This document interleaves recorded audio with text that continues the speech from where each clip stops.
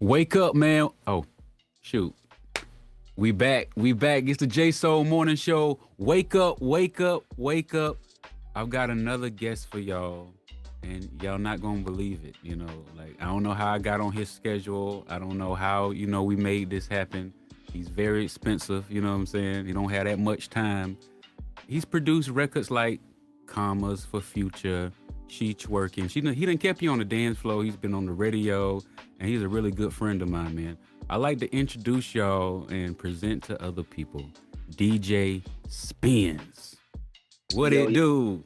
what's happening? My What's boys in happening? the building. They going crazy. Spins is in the building. What we got? Spins 808. Spins, the Cashmere Collector, like the whole thing, man. Yeah, man. All that. How y'all doing? It's all good. Tell the listeners where you are today, man. Man, I'm in Atlanta right now. This is the place I call home. Mhm. So, yeah, I'm kicking it right now. You know what I'm saying? The sun's shining. It's about 75 degrees outside. It's a beautiful day. Now we could start where we are now. We could start these people from the beginning. Hmm. Everybody knows that you from Augusta, Georgia. You know what I'm Right. saying? And then you know, um, I've interviewed my cousin Shay. He's from Augusta too. So like, there's a lot of little people don't really Yeah. know what's going on, man. So tell these people a little bit about your music journey that they don't know from the beginning. You know what I'm saying? We're gonna touch on a Hmm. little bit of that, and then we're going into some personal reflections. Oh yeah.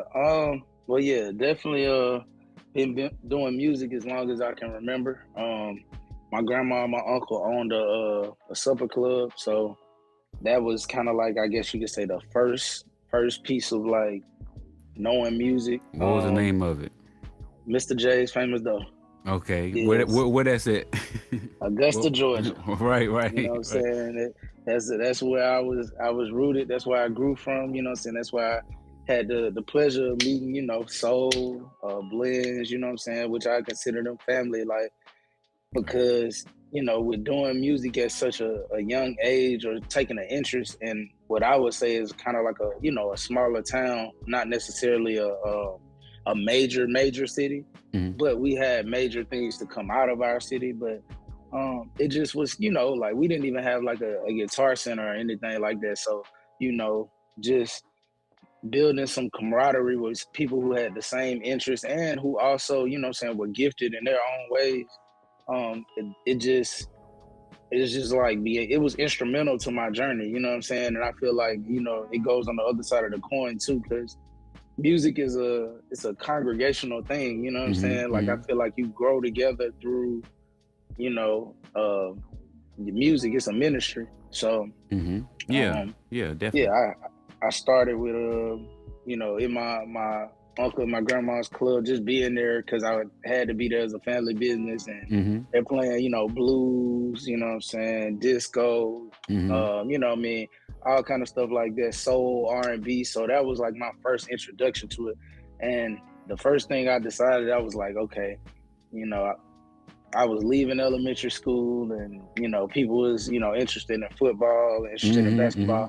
Mhm. I like sports and shit, but True. I was just playing like rec ball, and it was cool. But then by the time I got to like seventh grade, I realized I was not gonna be that tall. So like I was like, all right, this athlete, it's cool, but let me just kind of focus on the music. And nobody Oh. around me right now is doing that. So Mm. this what I'm a stick to. And then that kind of kicked off my journey to like wanting to be a DJ.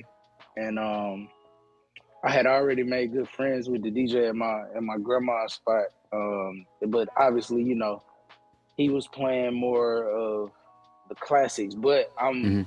I'm a lot more grateful of that now than I was back then, It got you because familiar. Okay. Got you. yeah, it just kind of like, especially when let's just say somebody a lot of people might have just grew up whatever music was in their time, you know what I'm Mm-hmm. saying, and didn't have the experience from the older generation. So I feel like it just kind of like, seasoned me a little bit. Yeah, yeah. It gives you that old soul when you can hear that old music and it's playing, and then it's like entertainment business. So you're seeing entrepreneurship, you're seeing all of those things. And in seventh Yeah, grade, you was like, okay, well, I love music, I love the athlete stuff too, but like yeah, there's a lot of people who a lot taller, a lot whatever. yeah, So yeah. shoot, I was seeing let that me get wasn't finna on. work out.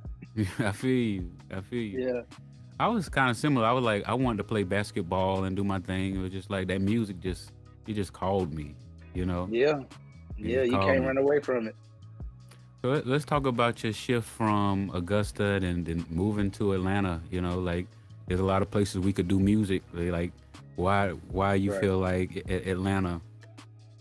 I just felt like that obviously was the closest hub to where the most motion was going on, but Mm-hmm. to me it was just like it like it wasn't like I had an option like, well, maybe I should go to New York. It was like, nah, like I'm going to Atlanta. Like Yeah.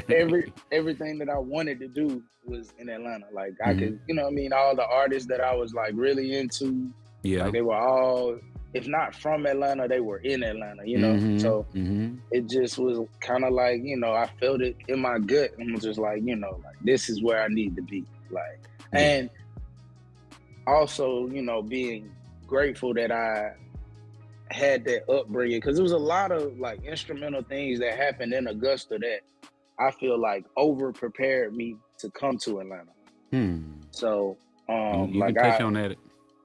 yeah, it was just, like when I got here, I came for college. Like that was, Mm-hmm. that was my, that was my, that was my ticket in the door. You know what I'm Okay. saying? You Because want the you mom want to was shout like, out to college? nah, I don't. Okay.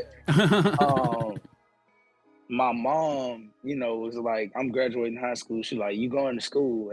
So she just wasn't gonna let me like wander, Just and go to Atlanta and just go to the studio and whatever happens. right and go I live a feel. pipe dream. So she was like, school, and then I looked up the Art Institute and then Full Sail at the time because I was telling her, I was like, could you? I went to Johnson in Mm-hmm. Augusta or whatever. It Mm-hmm. was like an engineering school, but like I hated school.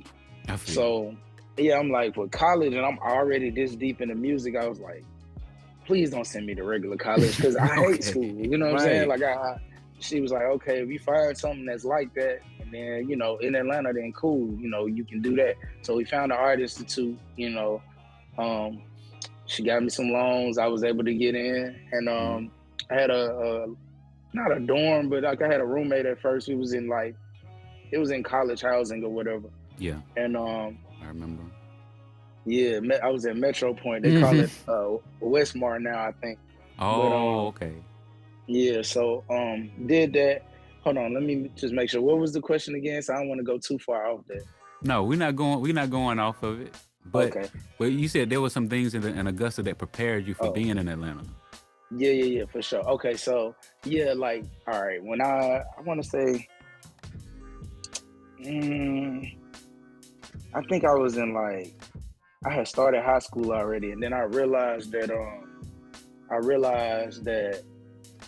Foxy Mhm. was DJing at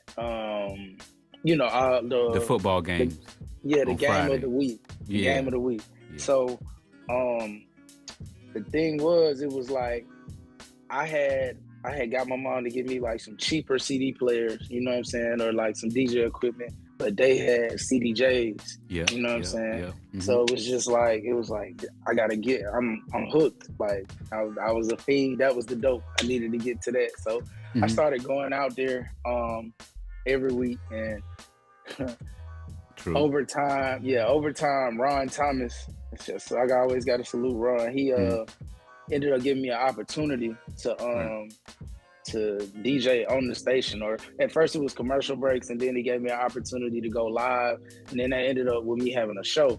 But that by having a show and having like mentors, because it was actually a lot of good DJs in Augusta, Mm-hmm. and I feel like when I came to Atlanta, not to say there weren't good DJs, but as far as technically skilled, like when it comes to hands, like, you know, like the sessions when I come over your crib with me and Mm-hmm. Carl, you know what I'm Mm-hmm. saying? Like even B Dubs, Greg Nice, like we grew Yeah. up, you know what I'm saying, hearing very Listening skilled, yeah, they to was really very great skilled DJs. DJs. Yes. Yeah. Uh-huh. So when I got up here and then, you know, I was already cool with Scream, and then we just kind of furthered our relationship. He looked out for me and got me a gig. And then when I got to, you know, like the spots and just went to the clubs, I was like, damn, like the music is pretty similar. It's slightly different, but Mm-hmm. the like from what I used to like pride myself on when it come to like skills and like mixing, Mm-hmm. cutting, stuff like that, I just felt like I was over prepared. You know what I mean? Like I Okay, was coming got you. into, yeah, I was coming into the class and I had already read all the books. You Right. know, Yeah. maybe into different places to where people hadn't read the books or Mm-hmm. you know, gotten the techniques down. So I feel like that helped a lot in like me moving along quickly once I got up here because Yeah. I was well seasoned. There's been some people say, well, what does the DJ do type thing? Because but I think that kind of piggybacks on it because a lot of people don't know that there are skills when it comes to DJing and sound and how you cut the music, how you transition the music, how you read the room. So there's a lot Hmm. that DJs do, you know what I'm Yes, saying? And I yes, think that we do have to go back and put the respect on the DJ because they putting the little Tubi absolutely. movies on about the DJ. It's like y'all not telling the story. Not the You whole know, story. not the whole story. So that's what I think this is important. You brought up Ron Thomas, you know what I'm saying? We get to, salute people like him, My Yep, father was yep. in radio. He knew my father and he gave me an opportunity too. So shout out to you, Ron, you know what I'm For saying? sure. Gotta do that. And yeah. So like this is platforms where like the people who, don't get mentioned or we forgot to get mentioned or, like we move through the story and then we can come back and but we're going to be doing these a little bit more, you know what I'm saying? For if you sure. if you're interested, I want to get Spins back on the show because I know he's very exclusive, don't talk to everybody. Nah. I mean, man, with the home team, I'm always available. But Yeah, yeah, I don't like to venture out too much further than that because yeah, it's a lot of stuff I'd rather not concern myself with. yeah. What would you say is your like favorite things that happened to you in the music industry, like your highlights? Mm, man, it's kind of hard to say that for me because it's like I enjoy like every part of it, Yeah. and it's come with a lot of good. It's also come with some bad too, but I just learn to kind of like you know be appreciative of the journey. You know what I'm Mm-hmm. saying? And Mm-hmm. it's something that I can take from anything that happened in my life. So Yeah. um, I try to stay just pretty much even keel. But yeah, I've definitely had like great times, great moments. You know what I'm saying? Mm-hmm. Countless moments. You know what I'm saying? And I look forward to just still continuing to make them. It's just we just gotta live life, and that's kind of how a lot of stuff happened. I feel like yeah, I wanted to excel when I came up here, but it was more about just like indulging in my passion, Mm-hmm. Mm-hmm. and that's kind of just led me to some I guess you could say career highlights or whatever. Mm-hmm. Mm-hmm. But You, yeah, you, I just had K Major on the show, and he was like, my "Yeah, boy. shout out to people like Spins, helped me get some of my first placements, and was there for me when I didn't even know what was going on." Yeah, yeah, And yeah. he was like, I saw Spins in the club. He was like, "Yeah, I want to." He said he wanted a beat from you. Oh, he was like, "Yeah, Hmm. you said 7,500. Talk to my lawyer." I was like, "Okay, Spins had it down, pat from the Man, yeah, I beginning." think I was an autopilot back then, but like I said, my friends can get anything from me, so Yeah. it ain't and like that. That's how I like to treat it, because for me, I can say that I've never got a hit from just sending a beat. You know what I'm Mm-hmm. saying? It's always come from a relationship. You know what I'm Right. saying? A Right. relationship of me building with a person or artist or whatever and just Mm-hmm. kicking it. Because you know, we create and stuff like that's our art. You know what I'm saying? That's a piece of us. You know what I mean? So Yeah. like I know some people treated it very transactional. You know what I mean? I'm not Right. really that type of Right. person. Like Hmm. I just wanna create with my friends, you know what I'm saying, and just make good stuff, great stuff. Right. Right. I Yeah. have noticed, like, if you just do music, if everybody just do music with their friends and just make great Yeah. stuff, like the people that's in your reach, Yeah. like you can come up with some really magical stuff. Yeah. And then, you know, that's not to say that you can't meet new friends along the way either, you know. So Hmm. like, you know, somebody you might not know now might become your friend in 2 or 3 years, you know, after you actually built the relationship and you know, built rapport with them. So Hmm. Hmm. I'm always open to, you know, I'm never closed off, but I'm just, the industry sometimes will just be like, well, yeah, such and such is working, such and such is working, and I'm like, I don't know them people, Yeah, I feel you. Yeah, so you know, it's cool, but I don't know. cause I'm like, and I don't know if I got this from you, but definitely like I've been around you, so and I know that this is something you do. It's just like you follow that gut, you know what I'm saying? Yeah, If follow the energy, just like yeah, if you ain't feeling it, it ain't gonna get felt. yeah. I'm out of there, Yeah, yeah. out of So there. so just trusting it. And then earlier you was talking about, it's the good come with it, some bad come with it too. You know what I'm saying? So Yeah, do you want to touch on any adversities you bounce back from in your yeah, music journey? yeah, man. I tell everybody like life is gonna happen. You know what I'm Mm-hmm. saying? So it's just to me about your approach in life. Like it don't matter if you got $1, it don't matter if you got $1 billion. Like Mm-hmm. life Mm-hmm. is gonna present you with problems constantly. It's just what's your mindset? Are you a problem solver? Are you a excuse maker? You know Mm-hmm. what I'm saying? Like so I try to just fix my mindset to where, I'm a problem solver or I'm working to solve a problem. Like if it's something that, you know, confronts me, it's like, okay, I might not get it on the first try, but I'm gonna work to solve the problem. You know what I Mm-hmm. mean? And Mm-hmm. I just tell people that all the time because on the outside looking in, people could just look at your highlight reel and feel like, oh, okay, it's sweet, everything, and then on the surface, Instagram, social media, most people are only gonna post their highlights. You know what I'm Yeah. saying? So Yeah. it's just I would like to tell everybody I feel like it's a mindset that you go through life with. Just be a problem solver, work to be Mm-hmm. a problem solver, and then it won't be no problem. It won't be no problem that you can't overcome. Right. And Right. So. and like I think the problems kind of like build character.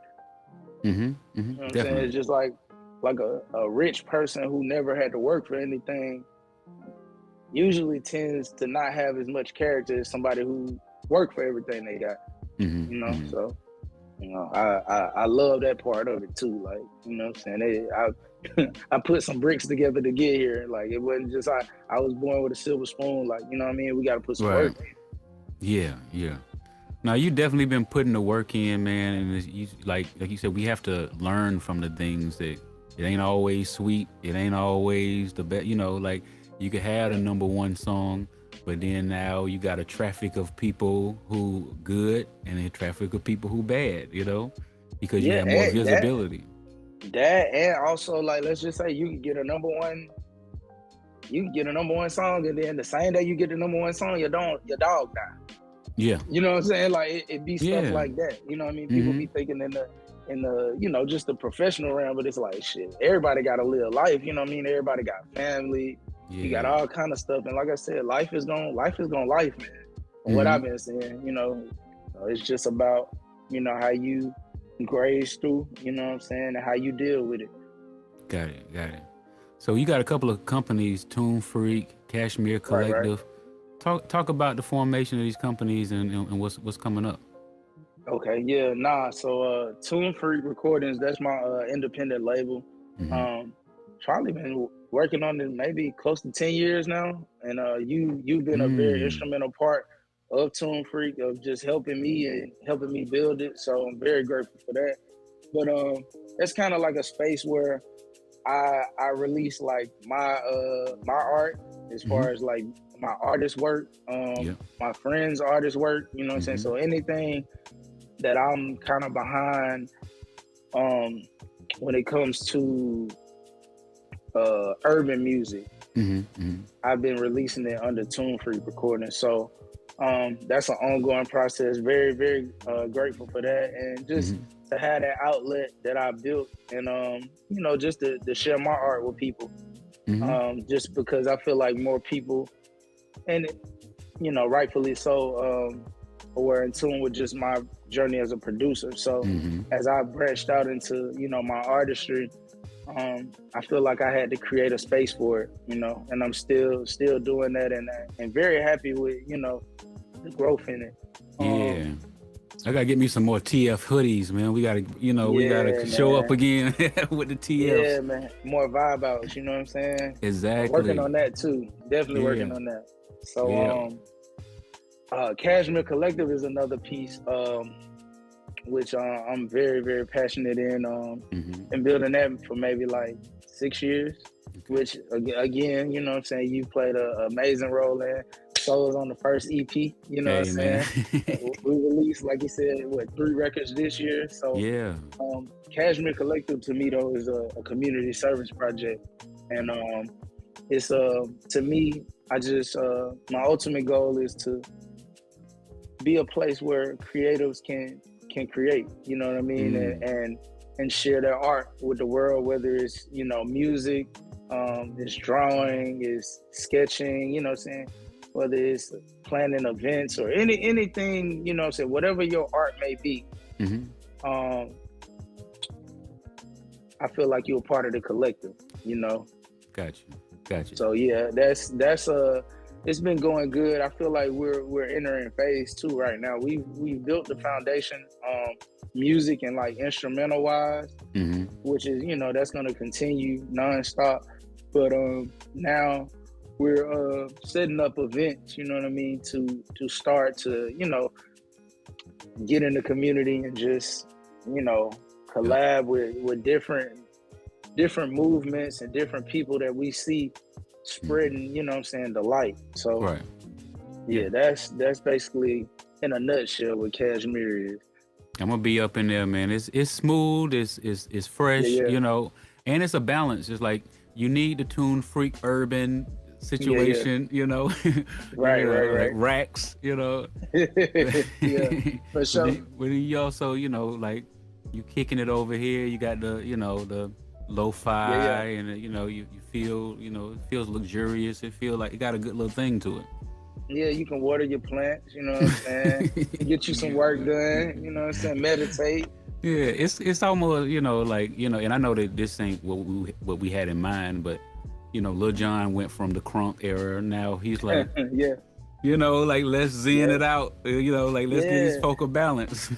It's crazy because so many people hit me about they hit me about Andre first, you know what I'm saying, because they seen I've been doing the instrumental thing for like what 5 years now, 4 or 5 Right. years, and it's like, yeah, you see Andre's coming out with a Flu album. I'm like, yeah, that's dope. Like I'm glad that these bigger figures are showing that you can grow and you Right. can do other things. So Mm-hmm. because the industry likes to try to categorize and put people in boxes, but Right. we're living beings, man. We go through phases, we go through seasons. So Mm-hmm. um I'm just all about the expression of that. So I love, and I actually, Lil Jon is one of my favorite producers of all time. Part of the reason I do music. So Yeah. he was a heavy influence in my childhood, even though I never really got to, just meet him like that. But Okay. just from afar looking in and seeing, his impact. And to me, I feel like he's been successful in like 5 genres, like at least. Yeah. And Nah. even created, I think he even created like 2 genres, like, you know what I'm saying? So it's like, Bro, yeah, like, bless man for sure. you know what I mean? Yeah. So very, very, very influential. I always want to give him his flowers. For sure. For sure. Now, how important is like keeping positivity, in your mix and all of that, and in your energy as far as creating? Like, how important is that to you? It's very important, man. Like, it's, like I said, life is full of different experiences. So Hmm. to me, part of my problem solving algorithm has been to, stay positively charged. And Yeah. there's so much that can bring you down just from social media Hmm. to, your peers, to the news, to whatever's going on in the world. That's, why I like to have a escape. Like I have to meditate. I have to have Cashmere Collective in my life to kind of, balance me out. Like I Hmm. might go off too far to the left and then it's like, okay, I can come back and get my zen right here with Cashmere. You know what I mean? It's like I come back to that to continue to reset.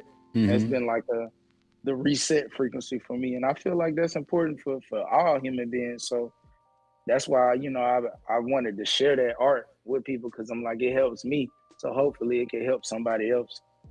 Yeah. Do you feel like it's cutting through, or do you feel like sometimes people just feel like DJ Spins are just listening to all trap beats all day, like only making trap beats? Or like, Well, from the way I see it now, like, yeah, in the beginning, I'm sure like when they saw me post like the first instrumental album or whatever, they like, okay. Then they see me post another instrumental album, they're like, okay, hmm. another one. It's like, oh, maybe I should listen this time. You know what I mean? And so I've seen, the the transition. You know what I mean, from where I started at the beginning of this journey to now, and I definitely could say that I'm very pleased with the amount of people that I've been able to affect, and I hope that I can affect a lot more. Hmm. Yeah. No, you've been all over the country, really all over the world, Japan, Singapore, like just to name a few. But I'm thinking like, well, how has that travel, impacted, your way of thinking as well? Man, travel is amazing. Just to me, for the simple fact of the perspective that you gain every time you travel. Hmm. So I tell people all the time, like, especially when I run into somebody who might be complaining about a situation, Mm. which I recently had to talk about, and I'm just like, man, I know from being of faith. I'm sure you heard the term a lot of times. You don't know how blessed you are, Mm. but Hmm. I really like to reiterate that to people because in my travels I've seen a lot of cool things, but I've also seen people living in conditions that I couldn't imagine. You Mm. know what I'm saying? Hmm. So I realized that we live in America, and America is what it is. But Yeah. from my travels and my Mm. my tens and twenties of countries that I've seen, Hmm. we are very very blessed, and then not even in the sense of you're driving a Benz or a Bentley or a Rolls Royce or anything like that. If you could be out here in a one bedroom apartment, you have AC, Hmm. you have like your mother said, a roof over your head, you Yeah. have a bathroom. Like I don't think people understand that people don't have that. Right. You know Right. what I'm saying? So it's just like, Electricity and you know lights what I'm and saying? Like you can yeah. go to the grocery store, you don't have to kill your food. Right. You know what I'm Right. saying? So yeah, like for me, the traveling just opened my brain up to see like, hey man, you know what I'm saying? Like it's a lot of stuff out here and like, a lot of the shit, people act like brats about, or excuse me, I don't know if I can curse, but Yeah, the you stuff that can. the stuff that people act like brats about, like Hmm. man, like you're extremely blessed, man. It could be Right. worse. It Definitely. could be worse. That yeah. Definitely. Well, Spence, I ain't ready for you to go yet. You know what I'm saying? But Oh I've yeah, no, enjoyed, I appreciate you. I've enjoyed the conversation. And I gotta make sure that I invite you back. That we continue this going on. This is floor Sure. 62. You know what I'm saying? So welcome to the building. Yes, Like this sir. is where Yes, this is where sir. we're gonna be at. So we're gonna turn up Tune Freak. We're gonna turn up Cashmere Collector. We're gonna turn up DJ Love. Spins, man. What do you want to Thank you. leave the Thank you. people with? Hey man, I just want to leave them with peace, man. Thank you for having me. You know what I'm Mhm. saying? Just want to send love and peace, man.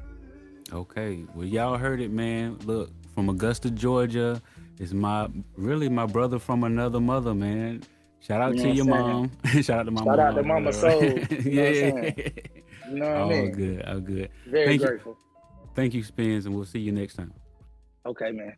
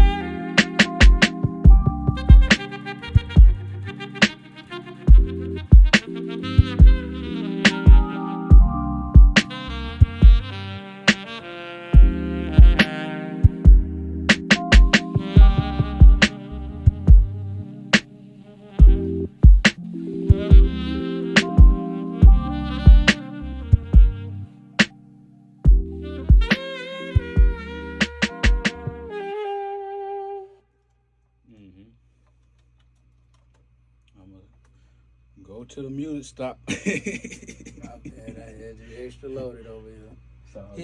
Hit, hit that blue button that say start recording on OBS, and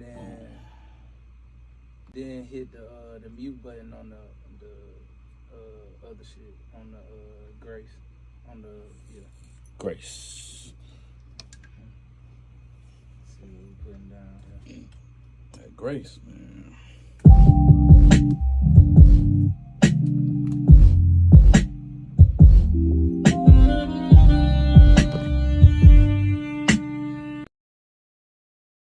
What it is, man, it's your boy K Major, and this is my exclusive new song called Talk to Me Nice on Floor 62 Radio. Let's go. You say what you check when you talking to me.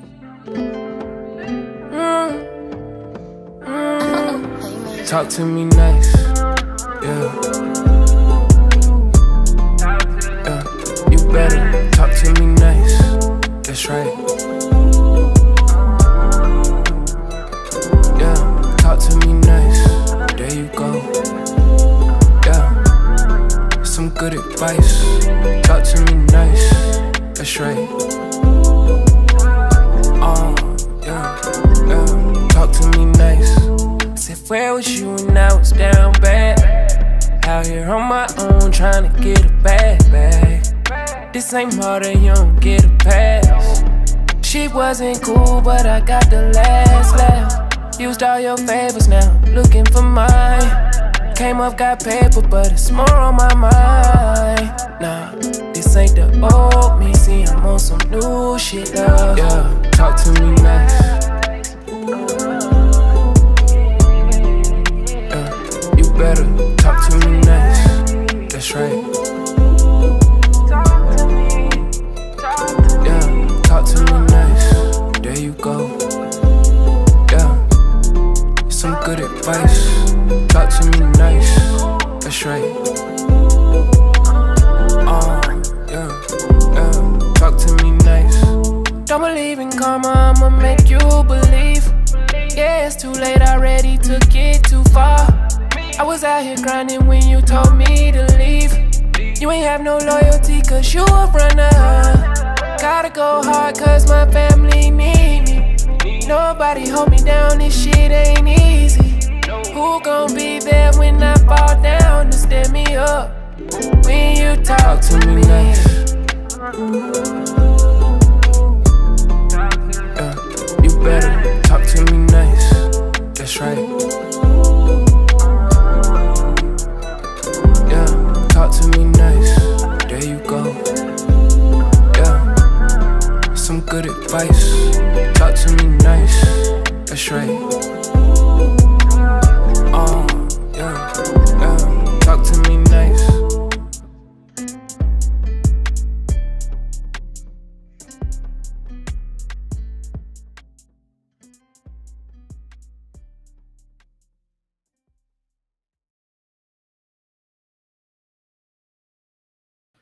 Wake up, man. It's the J.Soul morning show. I told y'all I had a brand new guest for y'all, a very special guest. Man, he's from Cartersville, but he's been all over the place performing, writing for people like Future, Jacquees, some of your favorite people. I've worked with him, and I'm very honored to have my brother joining with me today, man. K Major. What's up, man? What up? How you feeling? Where you at today? Man, I'm in Atlanta. I just got here. I've been traveling. I went to New Orleans to see my family. Like my dad, my sister live there. But she got a nonprofit out there that's doing well. So I went out there to check on her and visit them. And now I'm back here for the new week, ready to get started. You know how it go. Okay, you got a sister with a nonprofit in New Orleans? Yeah, so my sister has a nonprofit called Mission Rebirth. And she was previously incarcerated, you know what I'm saying, wrongfully accused but incarcerated. Right. And, you know, when you got things on your record that make you, it's hard to recover. So you got people that's got felonies on their record or whatever on their record, but they good people. They working people with degrees or whatever. And then, you know, when they try to work past that point, you can't really get hired anywhere. You got to kind of start over. And it's like a burden on you. Like you can never be better. Even when you're better, you can never be better. So she created a nonprofit to help those people get job interviews, show them different ways to maneuver in the ways that she made it, you know what I'm saying, throughout that. And even going to get our record expunged and, you know, different things like that, and getting multiple degrees and studying at Xavier. That's something that she's been doing. So it's became big to where she's partnered with the city, like the mayor, the sheriff's department, a lot of people down there. And it's just expanded massively. I've got to go check that out, man, because you know that this is so in line with the work that me and a lot of people close to me do.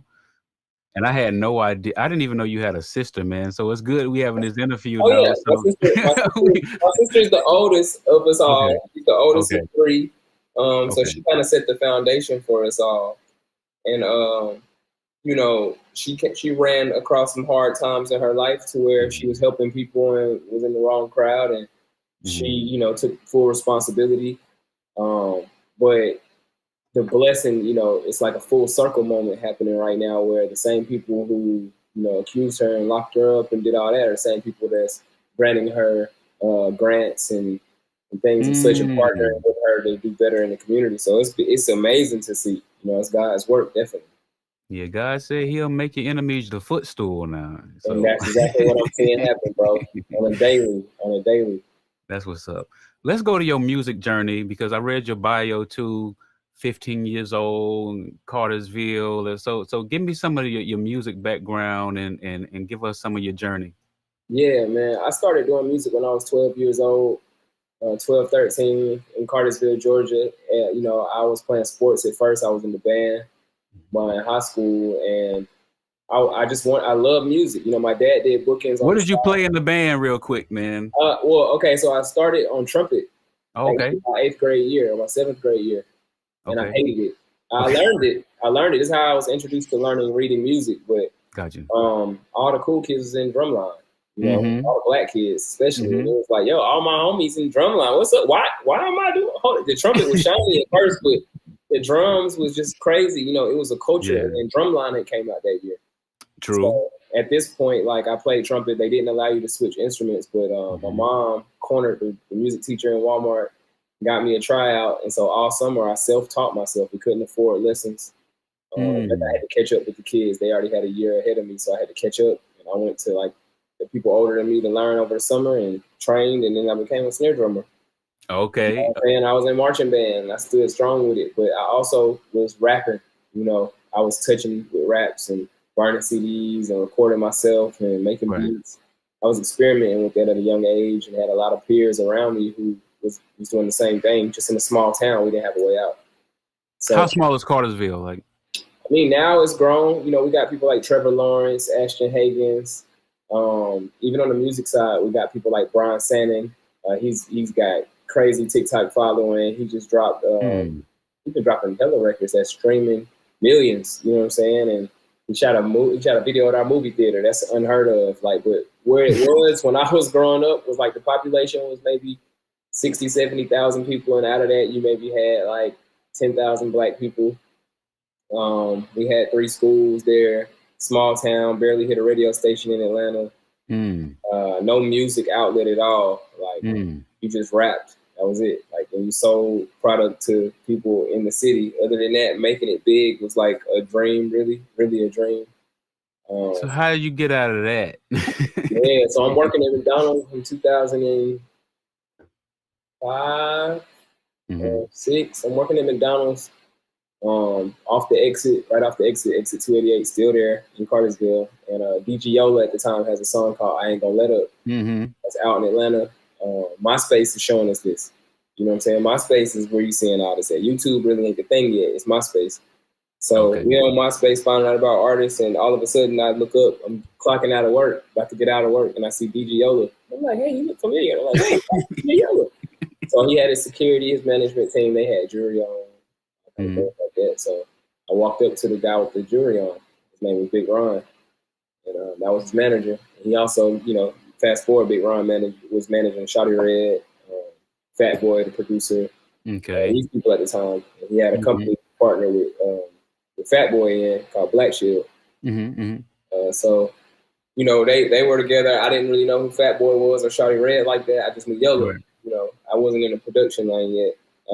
I was making beats, but I wasn't big on. If you want Timberland, Swiss Beats, For Real, like those names, I really didn't know. You know, I didn't know the South like Toonk or Drummer Boy, like these names, like the brand of producers, whatever. You know what I'm saying? So I meet them. I got, you know, 14-year-old energy, 15-year-old energy. I'm like, yo, I'm the hottest guy in the city. Like, you need to listen to my music. Like, what's up? But I didn't go to the artist. I knew better than that. I went to the manager, and he was like, man, okay, you on my face.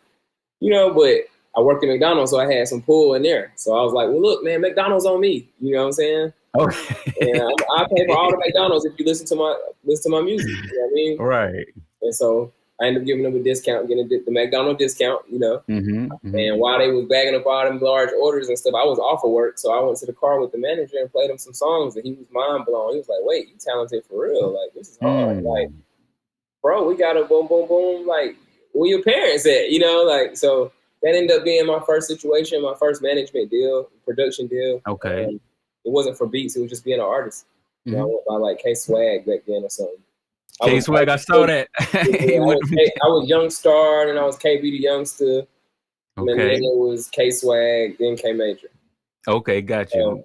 Yeah, so that was my K-Swag era. And yeah, I was introduced to the industry at that point. I was around acts like Gucci, and, you know, R. Kelly had signed this artist at the time. Kalina from Dirty Money was writing a lot of that stuff. Yin Yang Twins, Mike Jones, Waka, the beginning of Waka, Southside before he made beats and stuff. How old were you right here? I'm like 14, 15 years old. Okay, gotcha. Yeah, as a matter of fact, I was 16 because I had just started driving. Okay, got you. Yeah, I'm 16 because I can drive to Atlanta on my own. At first, I couldn't, so it was like a transition between 15 and 16. At first, I couldn't drive when I first met them. You know what I'm saying? Okay, yeah. I really wasn't driving. I think I had my learners or something, or my parents let me drive, but I wasn't supposed to. It was something crazy, but I was that young, man. I had a song called When I Start Driving on one of them songs that I played them. I gotta hear the old K-Swag music. You gotta my city know. Like, people from Cartersville definitely know. They definitely know what's going on with that. They like, okay, well, you remember all this. So yeah, from there, man, I continued to go to high school in my city. It was more of a business for me at that point. Not really strong business, just like I knew I was a brand. I knew I was a product. I feel like I had a deal. You know what I'm saying? I got a record deal now, so I'm moving different. So I had my crew with me. I started 3MG, my own company. And it was just kind of like, you 3MG, you 3MG, we 3MG, this 3MG, you know, at first. Then I was in a group called 3MG where it was me and my homie.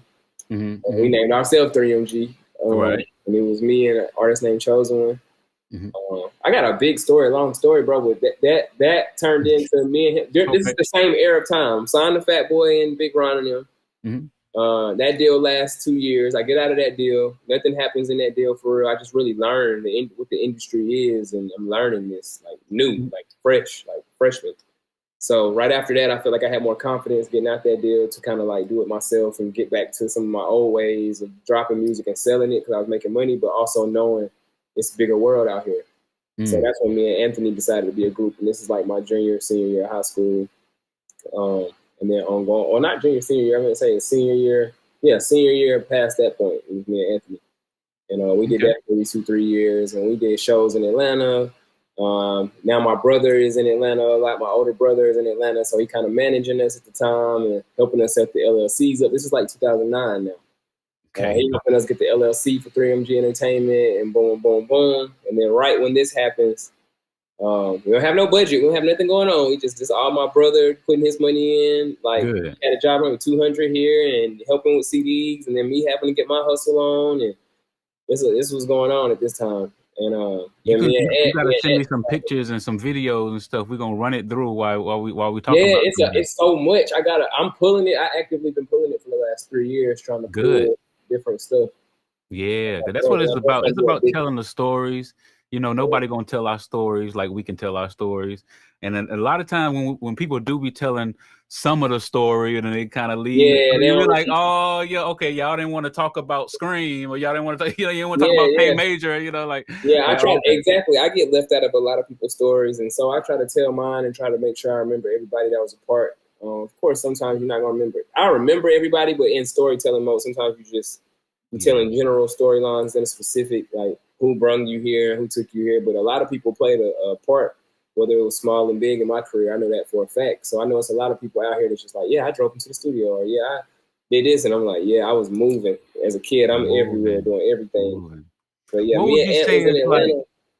Oh, go ahead. You and Ant was in Atlanta. Go ahead.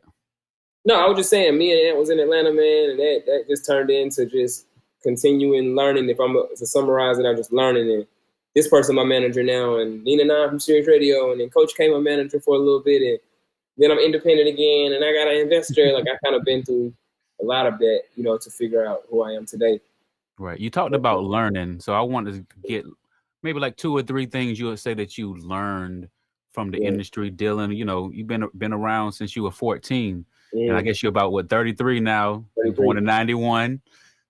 So give them some gems. Well, the biggest one I learned, I can't even say biggest, but the one I'm on right now, where I put a magnifying glass, is age doesn't matter in this industry. I think a lot of us start off wanting that record deal. Like, I want to sign a record deal, but I don't think we really know what that is. I think that we just put two things together. Like, most of the time people say they signed a record deal, now they got a Bentley outside. I think that's what happens, and in that is a lot of pressure that comes with that, because everybody's hustling, right? So you got the managers and people that's going to tell you need to be a certain age to get in the game. But really, that's just like, you need to be young enough for me to fuck you over. You know what I'm saying? And once you get old enough for me not to fuck you over, now you're a threat.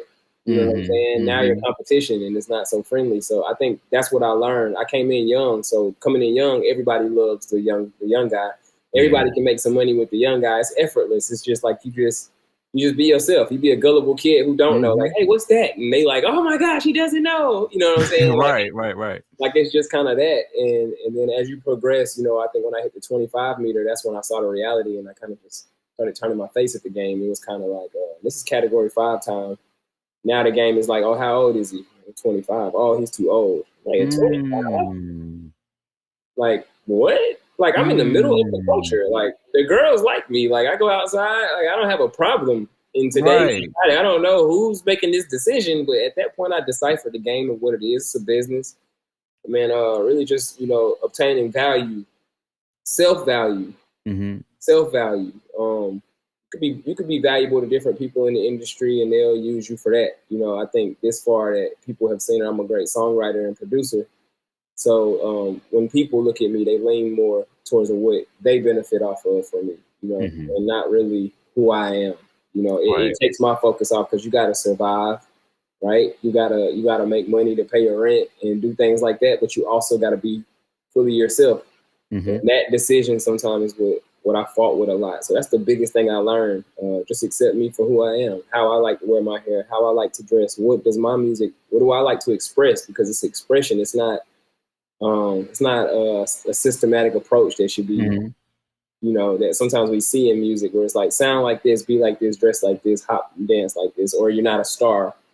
So like, what's a star? Like, exactly. What's a hit? What's a superstar? and if people know what this is and how to build them, then why don't we have a new superstar every week?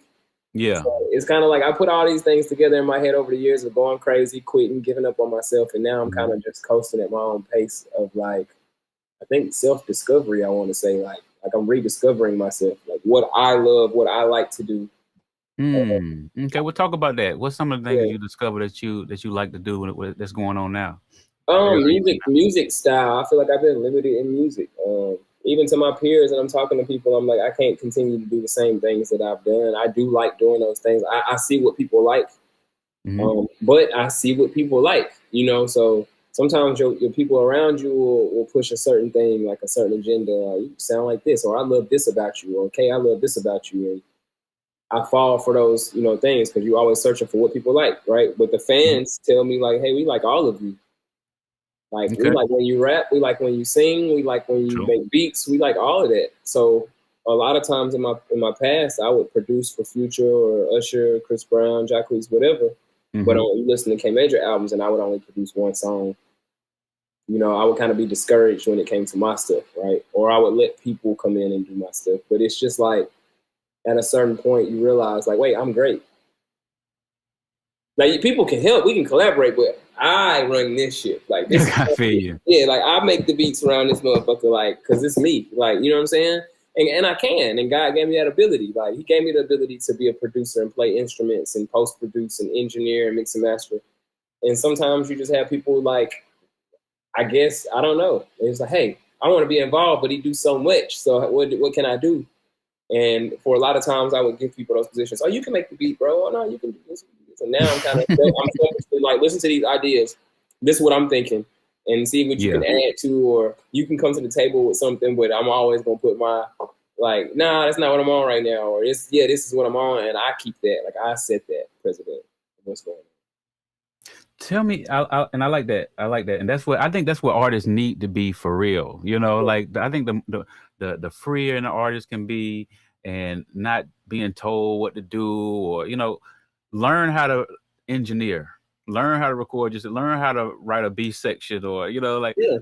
And to piggyback off that, I don't even think that it's really like so much of that. I think it's more like my campaign right now that I'm on is men lie, women lie, right? Okay. But it's kind of like, why do we lie? Right? Why do we lie? Is all lying negative? Sometimes we lie for a positive, sometimes we lie for a negative. But lying is lying. We all agree that a lie is a lie. Like, we know what a lie is, but do we know what a lie does? Like, if the public really knew everything, could we survive? So are we lied to for our survival? You know what I'm saying? And I say all that to say, like, in this industry, I don't think that people know how to decipher the truth and lies, right? Okay. And so, like, we don't know why the lie is being presented. And we need to focus on why the lie is there and not that it's a lie. Like, we can identify, we can feel a lie. We can be like, you lying, or that's a lie. I don't feel right about what you said. But yeah, can you decipher that that's a real lie? Or, like, can you decipher why that lie is present? Because sometimes you need to be lied to. You know what I'm saying? And so it's a conversation that I'm starting, man. It's just a conversation I'm starting. I think that a lot of people want to know why people lie. Women want to know why men lie. Men want to know why women lie. And then at jobs, we want to know why we lie to.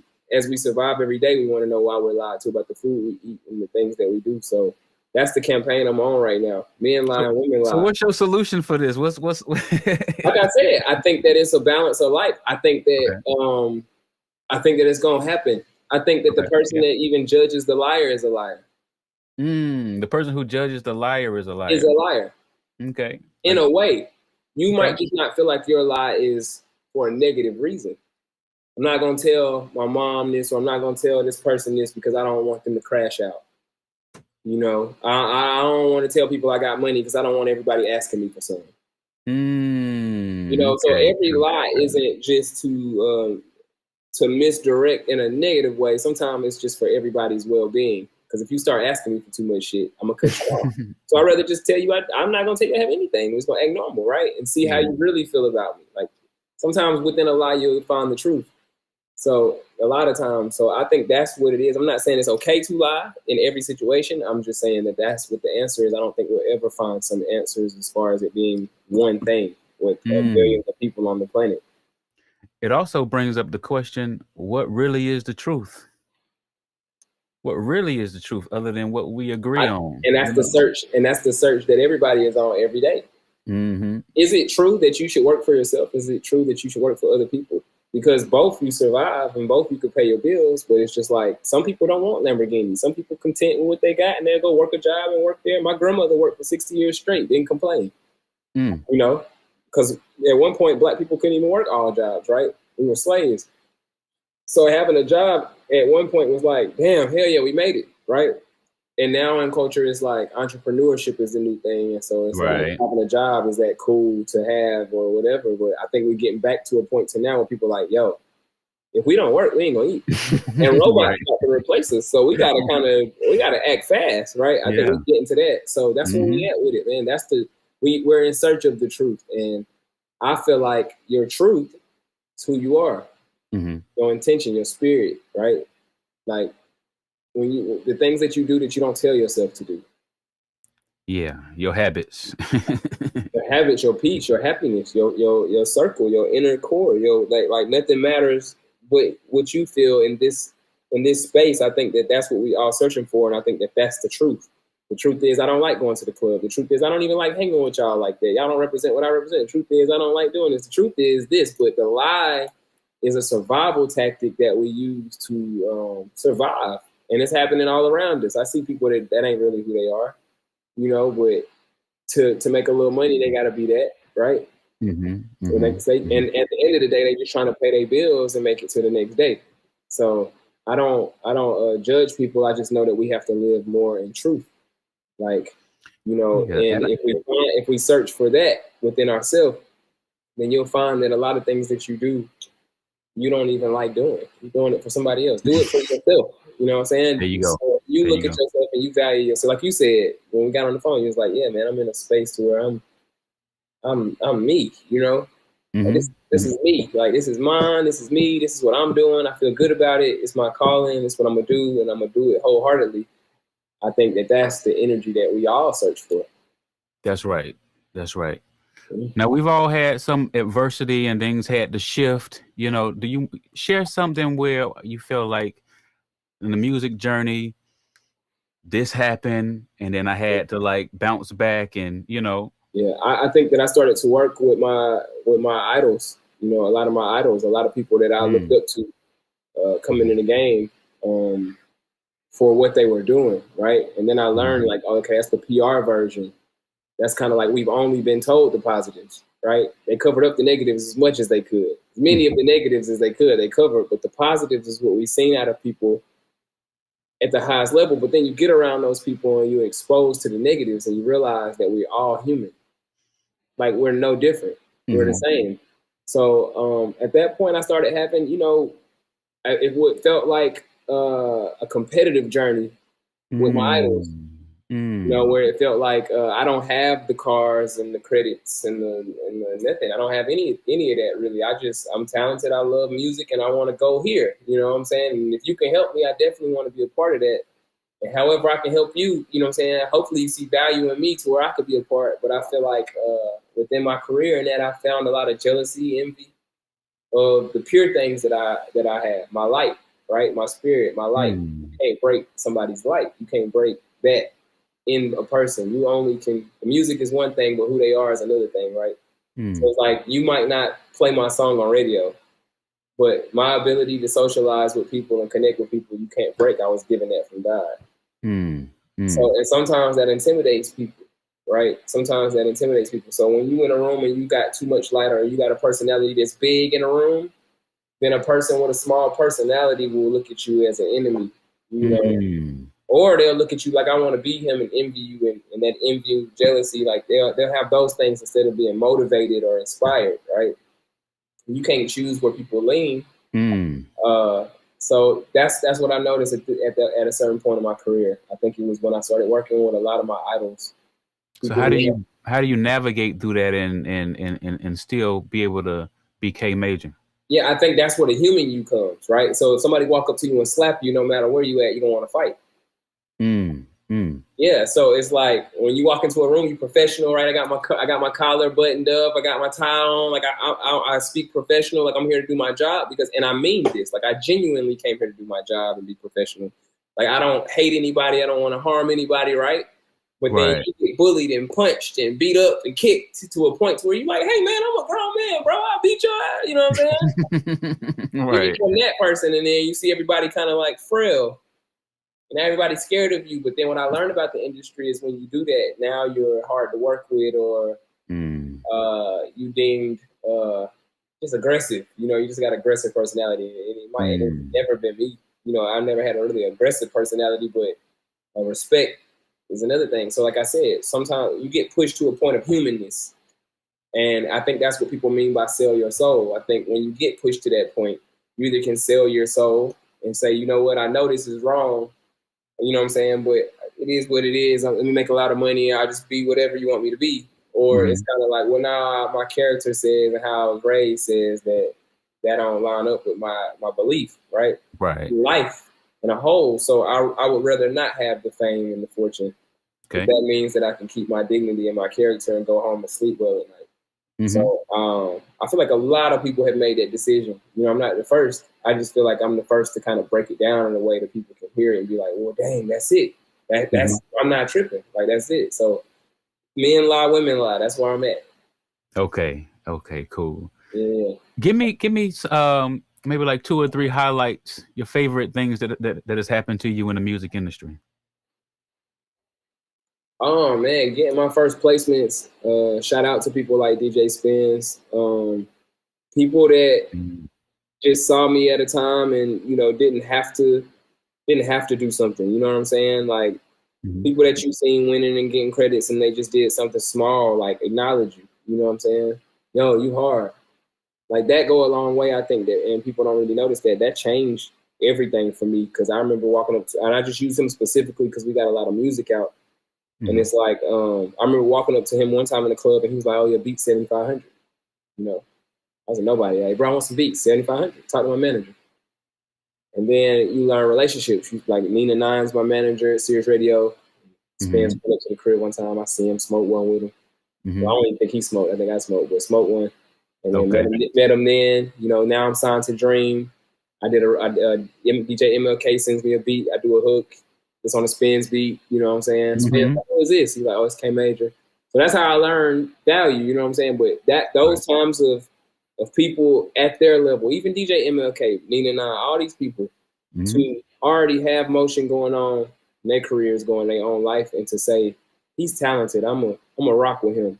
Whether it was a short time or a long time, those things let me know, like, okay, yeah, this is what it's an affirmation. This is what I'm supposed to be doing. Because they see it, like, and that's all they see. That's all they're around. But they see me and I'm not even there. And they like, yo, you one of them. You're supposed to be over here. You know what I'm saying? Yeah. That's big for me. Okay, well, I've been seeing all these plaques you've been coming to your place and stuff. You know? Oh, yeah, man. You know, we set up and we load up. They on every wall. If you was here, you'll see they on every wall. More away. I used to not be a plaque person. I feel you. I really still, well, I can't say now I am, but I wasn't a plaque person. But I learned that a lot of doubt, you know, when I would have conversations with people on my angle of the game, or we just be talking in small conversations, it was kind of like my opinion wasn't valued. I felt overlooked even in conversation. You know, it got to that point with me where I hate to say it like this because I don't want the industry to feel away. So it's with all due respect, but I'm anti-industry, right? I don't believe in the aesthetic of the industry right now. Yeah, I feel you. The culture of the industry right now, I'm not a fan of. You know, people got their different problems with streaming and stuff like that, but the culture, the people, the hazing.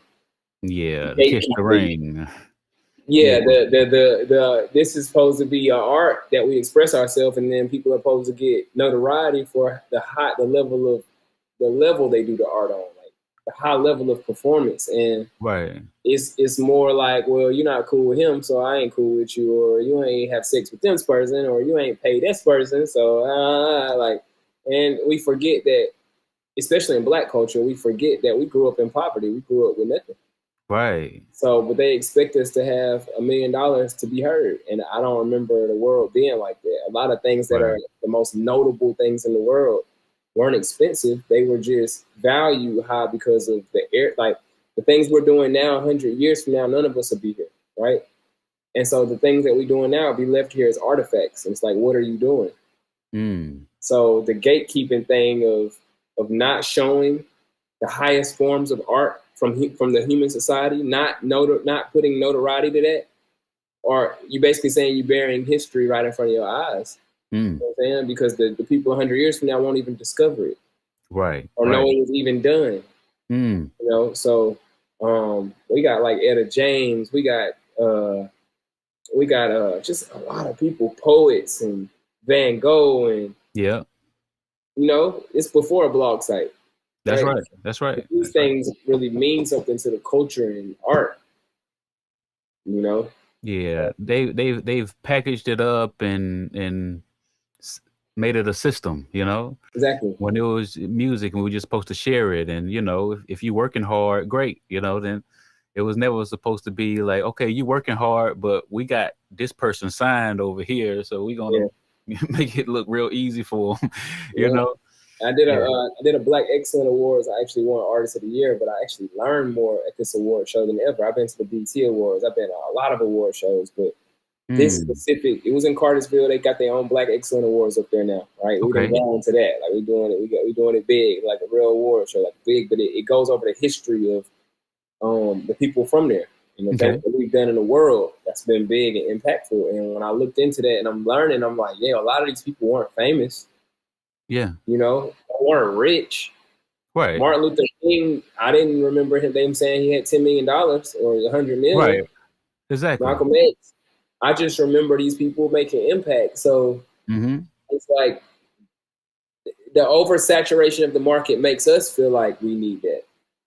When really the work you put in every day is validation.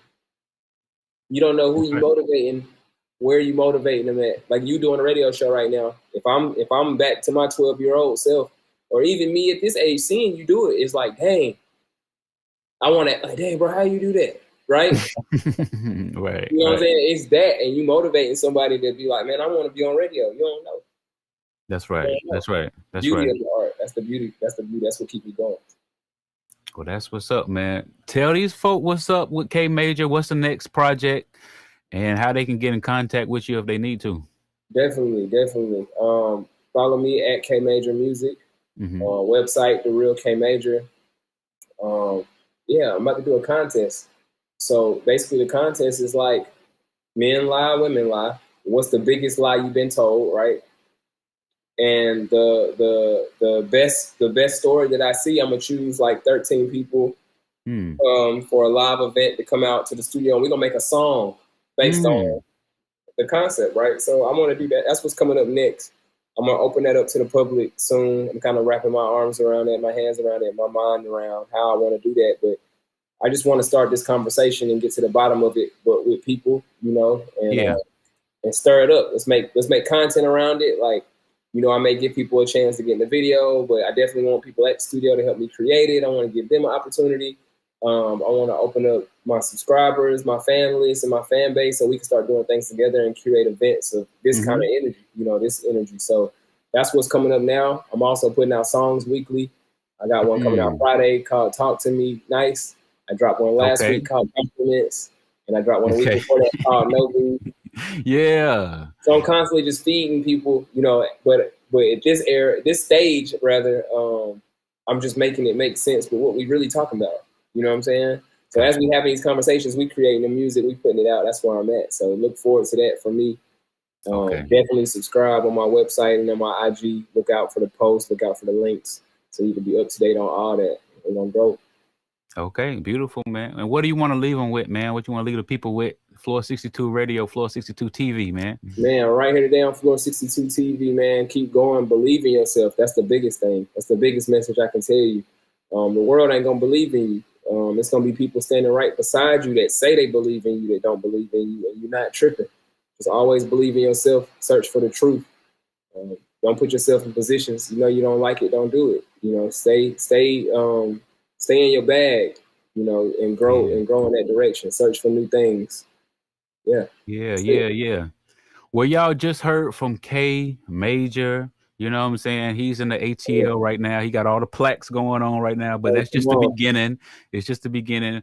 And music coming out every single Friday. He's going to be tapped into Floor 62 Radio. I'm going to be tapped into the story, the contest, and all of it. So we going to see. Men lie, women lie. So let's see what's going on with it. All right. Thank you, K Major, man. You going to come back to the show, bro? Definitely. Appreciate y'all having me, man. Anytime. Okay, cool. Anytime.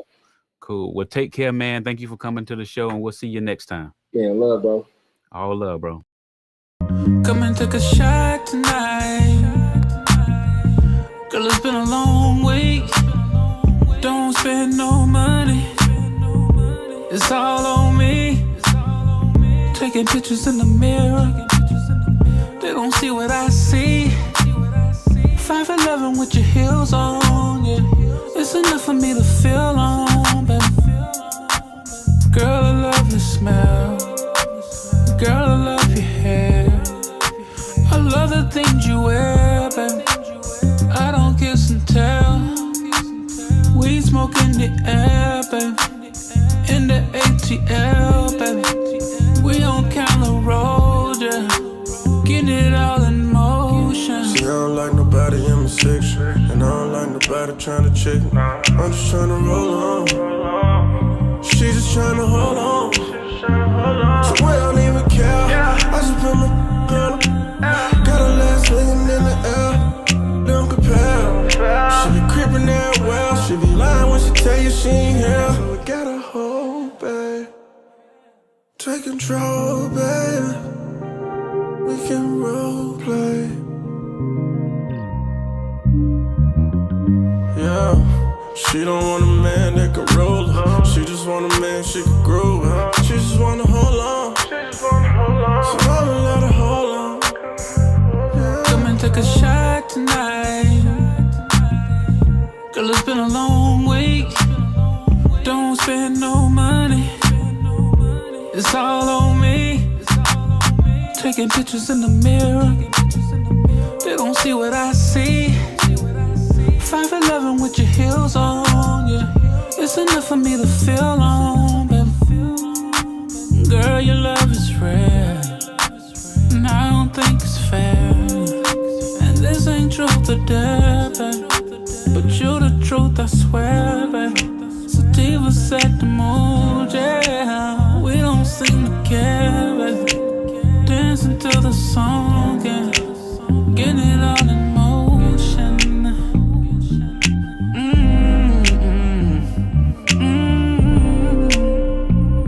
Getting it all in motion. Get it all in motion. Get it all in motion. Get it all in motion, yeah. Get it all in motion, yeah. Yeah, yeah, yeah, yeah.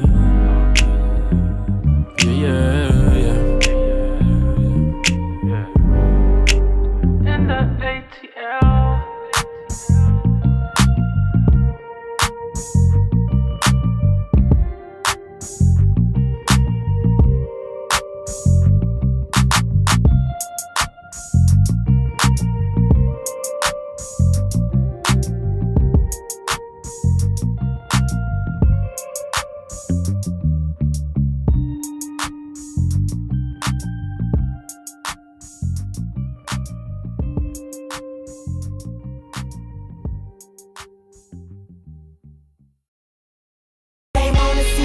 But I won't let them get the best of me. I'm gon' hold it down and ride it out into the death of me. You know I'm the missing ingredient that's in your recipe. Shouts out to my enemies. Scream. J.Soul. Baby boy, grand hustle boy, young LA. Swag on 100 man. Hit them out, I be stacking, man. You know what it is, man? It's your boy KT, man. We out here in Oakland City, man. Showing baby boy love. This stunt video now. The crew do it, nigga.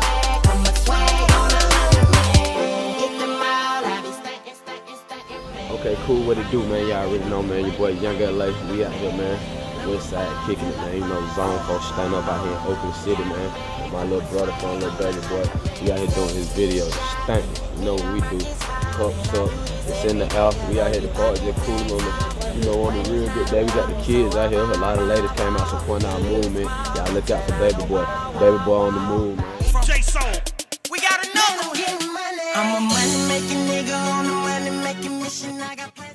The heart was in it. All the people showing love, and that's what it's about, you know what I mean? So stay tuned, we'll be right back after these scheduled, messages.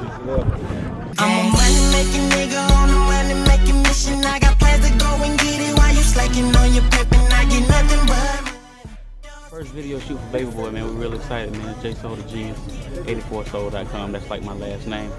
It's the first thing. It's, we were a little late, but it's all good. The sun just came out. It's a beautiful day.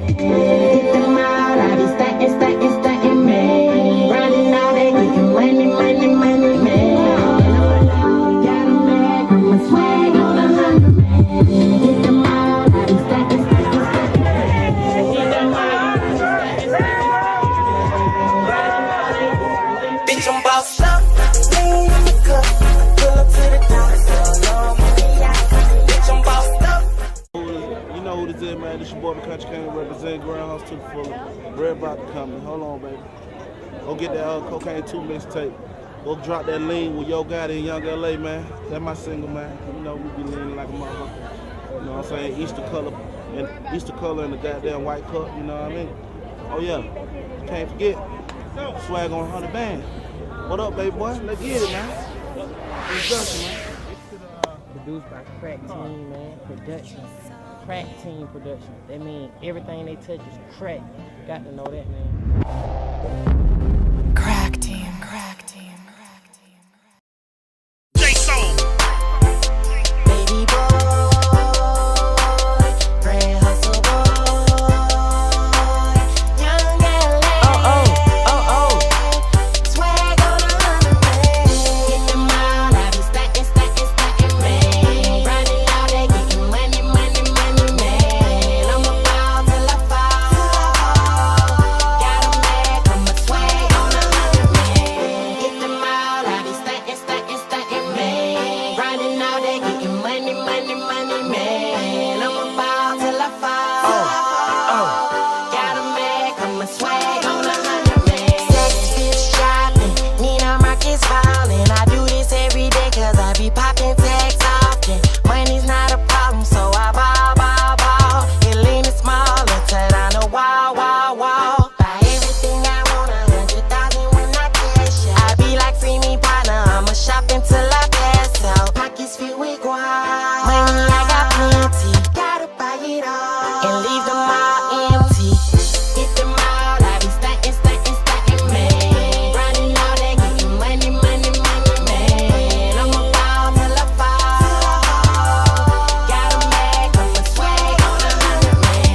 Get them out, I be stacking, man. Grinding all day, getting money, man. I'm about till I fall. Got 'em mad, 'cause my swag on 100 man. Walking to the mob, all the anti-7 jeans, Air Hardy 87, 32 in LRG, all the Coogee, all the Polo, all the Louis and Lacoste.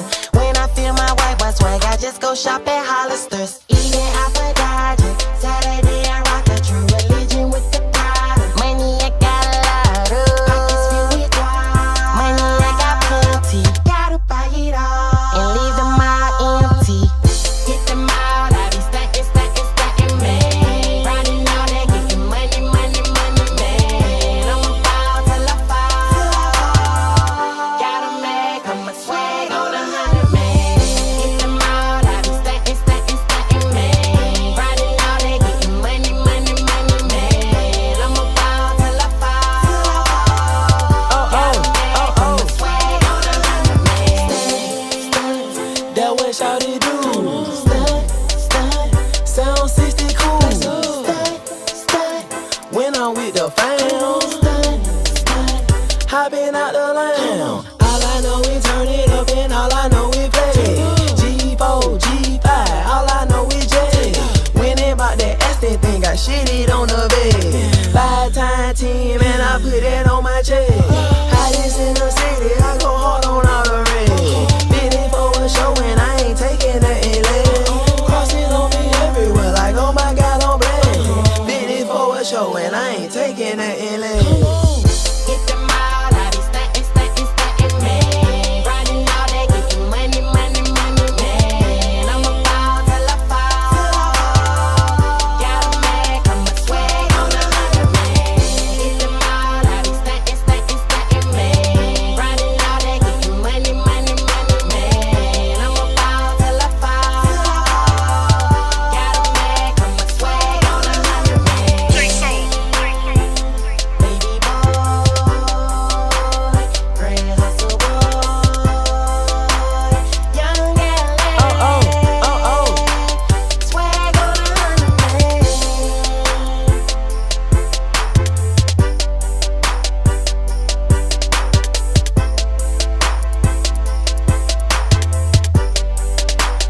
Swag on 100 man.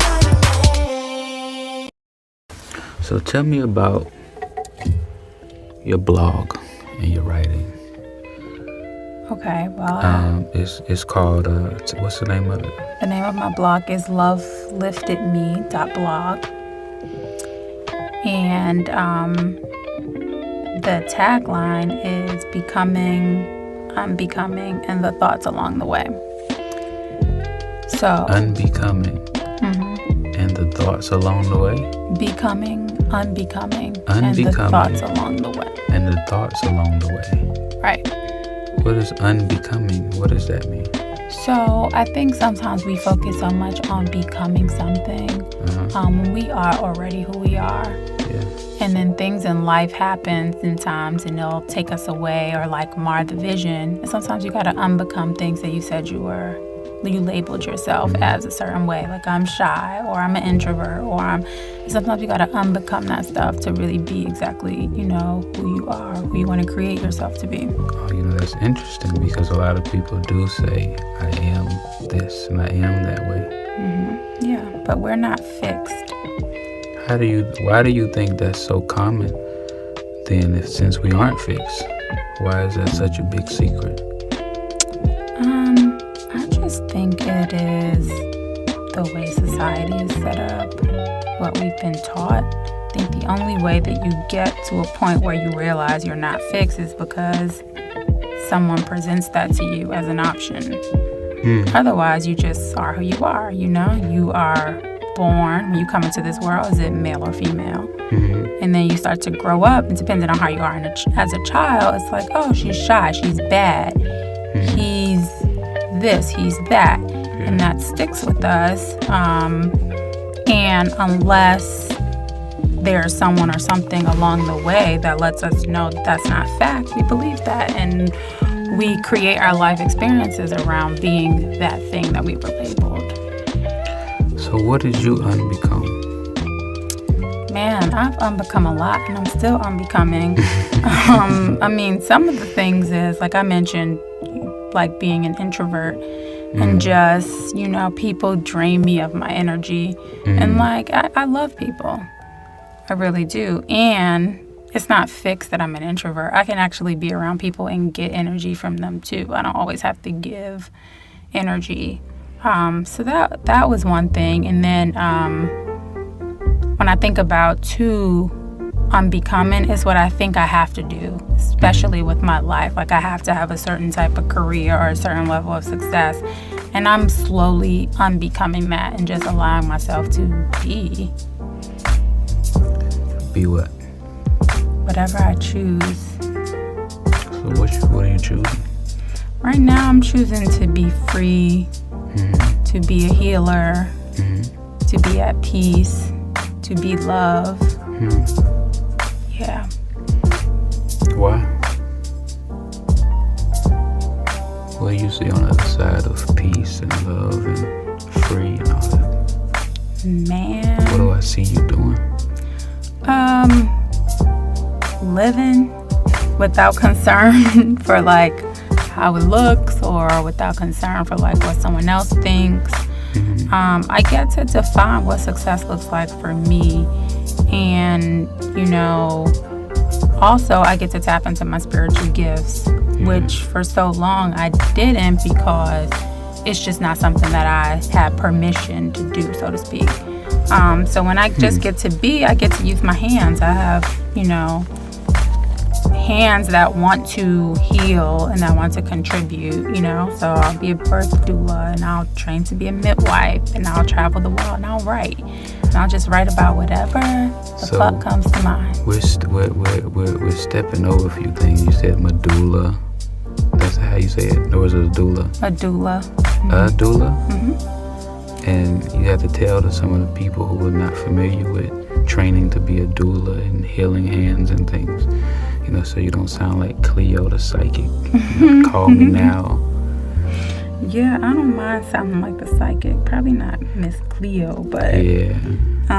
But tell them what you mean when you say you want to heal people.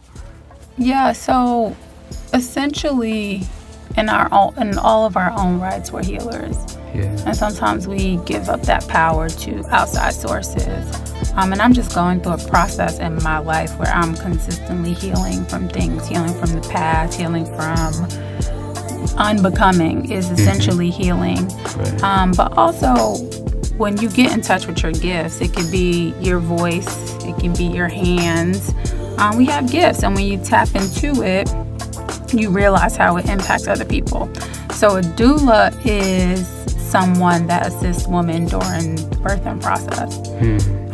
So during labor, during birth, during postpartum, it's really an advocate for the mom and for the family, a safe space, to just make sure that women are able to create pregnancy and give life in the way that they see fit. You know, a lot of times like pregnancy and birth happens to a woman, but it's something that really could be amazing and joyful and memorable. And so I find myself being a person that is there with women during that time. And when I say using my hands, you know, touch is a form of healing in a lot of ways, whether it's in the form of a massage, if you're into like spirituality or like the Christianity, you know, laying hands is a big deal. So that's what I mean by the like using your hands to actually heal and to help others. So why was that something that was important to you, that you work with these women in the birth process? It's something that came to me. It's not something that I necessarily sought out. I remember when I was younger, my grandmother used to tell me that I was going to be a nurse, and I'm like, no, I'm not. Like, I'm not being no damn nurse. Like, I had plans. I'm going to be like in the music industry or whatever. But maybe, what was this, a year ago, the end of 2016, a friend of mine, she was pregnant. I was around like her entire pregnancy, just like there supporting her through the process.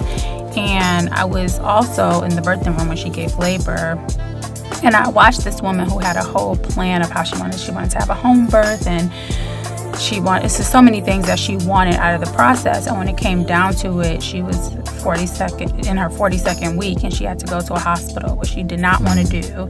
And then she had to have an epidural, which she did not want. And so I'm watching slowly all of her wishes like fade away. And what was innate in me is to have her feel powerful and empowered and special in the birthing process. And I mean, just seeing new life come in, I'm like, I want to be a part of the process that welcomes, you know, the welcoming committee. You coming from like spiritual plane Spiritual plane, like a plane, like, you know, a spiritual realm. Okay, the spiritual and then you world. come into the physical. That could be shocking. So it's good to have warm spirits in the space. I never even thought about it like that, because we're just pieces of the universe. Yeah. We don't die. So when we come and we get new skin, you come from the spiritual plane. Yeah, into a woman. You don't come into a man. That's so good. I'm so glad we don't come into men. Yeah, me too. We fly it right into some pussy. Yeah, the womb, the mother womb. Yeah, you know, Shy is somebody I met in a program.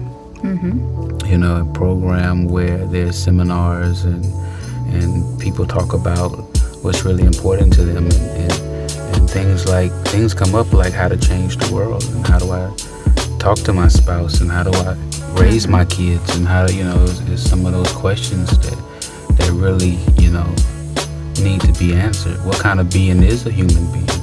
You know, if we are unbecoming, that means we became something, and a lot of it is our past. So we're some people who we're out to transform things and transform the world and transform, you know, mothers and people in the industry and things like that. So, Shia, before we get out of here, I want to know if you have any questions for me. Sure. So, since we were on the conversation of becoming and unbecoming, where are you on your path of becoming or unbecoming? I would say, because I remember I asked you, what did you have to unbecome? I had to unbecome lazy. I had to unbecome procrastination. I had to unbecome hating my daughter's mom. You know, I had to unbecome giving up in the music industry. You know, because all of those things, all those experiences and things, they become real good excuses of why to not do music, or to not do art, or to not jump in the booth See, Shia didn't know we was gonna do this today. No, not at all. You know, she was talking about her headaches and stuff, and you know, she said she had a migraine. But you know, I figured instead of her watching me play on the piano a million times over and over, I said, why not get my friend and just get her thoughts and just get a interview of her life and what's important to her. And we're gonna be doing this. This is episode 1. This is the pilot. So I don't know, take him somewhere, Shia. Okay, but so Unbecoming, and you know, I gave up. I was gonna give up. I wasn't gonna do music anymore. Yeah. Because I've seen things in the music industry, and I felt like if everybody's gonna be a snake, what am I here for? Am I gonna graduate to be a snake just like them? Right. Like why is the rules set the way they're set? Then there ain't no rules. Ain't anybody trying to tell you the rules. And even if you have a lawyer, they're not trying to tell you the rules, but they're trying to get paid most of the time. Right. So what is your experience in the music industry? What do you do? So now it's like recently I've had like a career change. Wow. You know what I'm saying? I've been in the music industry since as long as I can remember, from my dad on his own radio station, and my uncle being an A&R at Polygram Records, to my cousin having his own home studio back when it was ADAT, where you didn't even have those in the house. You had those at a real studio. And you know, I learned how to program an MPC, you know, Motif, and you know, MC505, and you know, the VS1880, and all those things that a lot of people don't even know what I'm talking about when I mention that stuff. People just know Fruity Loops nowadays. So, you know, I started, and I've always really kind of wanted to be an artist. I never all the way went through with it. Like I was in high school, I was in a group called Future. That's ironic, right? It was me, my friend Mike, and my friend Darius. And we would sing to the girls in the lunchroom and stuff, and I'd beat on the table and we harmonized and stuff. It was also in chorus, and we made a CD called Back Up. Like Back Up, like Get Away. And it was 22 songs on it. And I did all the beats and recorded the whole thing. I was in high school. Wow. And that wasn't necessarily recent. Not to give my age, but it was you know, early 2000. So we had that CD, and I kind of saw them, you know, kind of drift away from doing music a little bit. But I knew I wanted to, like when I graduated from college, I knew I wanted to make sure I did some. Actually, when I moved to Atlanta, I wasn't even going to do music. I was going to do film. I wanted to learn film. And I was going to work on my own music. But on the film sets, right, everybody I would meet do music. Everybody, like, oh yeah, I sing. Why maybe that? No, because Atlanta, that was like the beginning of the boom in like film. Yeah. So like everybody, like there was a bunch of film jobs. Like a lot of people was there, didn't even know what they was doing. We were just on film sets. We just extra. We just, you know, like whatever, because it just, those were the jobs. You go on Craigslist, like, oh, you want to be an extra on Tyler Perry? Yeah, so I did that, $90 a day. You know, so I would always meet people. Like, yo, we do music. So I was just like, I need to bring my equipment to Atlanta. Like, I really saw the way then. Dope. So I spent a lot of time working, you know, behind artists, and eventually getting up to the David Banners and the K. Michelle's and the Janelle Monáe, Atlantic, and all the labels, and Drum and Thug and Uzi and all of that. You know. Yeah. So what do you hope to contribute to people, to the planet through your music? Well, now as an artist, like I really feel like I'm on the verge of really healing the world. And I know that sounds so far-fetched, but like nowadays we can remember like the call from Augusta to Atlanta was like 50 cents or 55 cents a minute or something like that. Do you remember like minutes and before for unlimited, like calling cards and like all now. I can work with somebody in the Philippines. I can work with somebody in Germany in real time. Like we can really collab. And it doesn't take but one thought to reach a bunch of people. Because see, my real message is to rid your negative thoughts. Because when you have negative thoughts about yourself, people, your past, or anything like that, those negative thoughts really block your energy. And it blocks your blessings from coming in. You cannot get blessed when you don't love your sister and your brother, and you gotta forgive all those people that you feel like hurt you, you know? Yeah, to create space, to create get whatever it is you want. To create a space. And I'm not saying that it don't hurt anymore or you don't have those same thoughts, but you just have to notice that when you have those thoughts, that, oh man, I'm having negative thoughts about Shia. Yeah. She didn't text me back yet. I don't like that. So instead of me thinking, Shia really don't fuck with me, evidently. No, Shia is busy just like I am. And I'm just feeling the same way people feel when I don't text them back. Right. Burrows! Oh shit, damn. Like, have you seen my thread? If you see if people saw my phone, they would get it. They wouldn't bother me so much. They'd be like, okay. But I really do. I'm not somebody with a bunch of missed calls that aren't returned. I'm not somebody with a bunch of voicemails that aren't returned. Right. You know what I'm saying? Like I really get back to people, even on like Facebook and Instagram, and I accept those messages. You know what I'm saying? Just because you never know. Yeah, you gotta stay connected with people. You gotta stay connected with people. Yeah. So that's where I've been at. That's really what I want to give the world, to rid your negative thoughts and love people. Awesome. Yeah, that's what my song Free is about. Okay, tell the people where they could hear that song. Look, go to thomasburrows.com. ThomasBurroughs.com. That's where you can find most of my music. I got some music on Apple Music, Spotify, and shout out to all those guys. But big shout out to Tidal, because they pay the most. Word up. Shout out to Tidal. Tidal pays a lot. They charge the most too. So, maybe one day I'll get a subscription and maybe they come down on the price. I got a Tidal subscription. So I'm going to be borrowing Shia's password. I got you. But I have heard Tidal. They actually sound the best too. Yeah. It sounds the way I created it. Good. Yeah, it's just, just a lot of money, Jay-Z. Come on, man. I know. You're rich. Know, when I decided to stick with Tidal is when I listened to 444 and Jay said, what I look like drinking Belvedere when Puff got Ciroc. And I was like, you know what I look like with Apple Music when Jay got Tidal. So I switched over to Tidal. You successfully brainwashed us. Good Jay-Z. job, Thanks, Hov. B12, C12. C12. Thank you guys for listening. This is Thomas Burrows.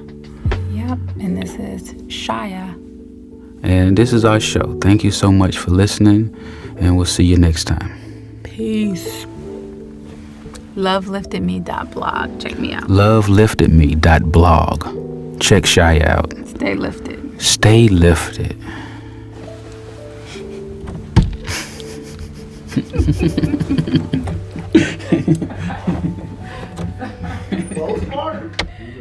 We're gonna be rich.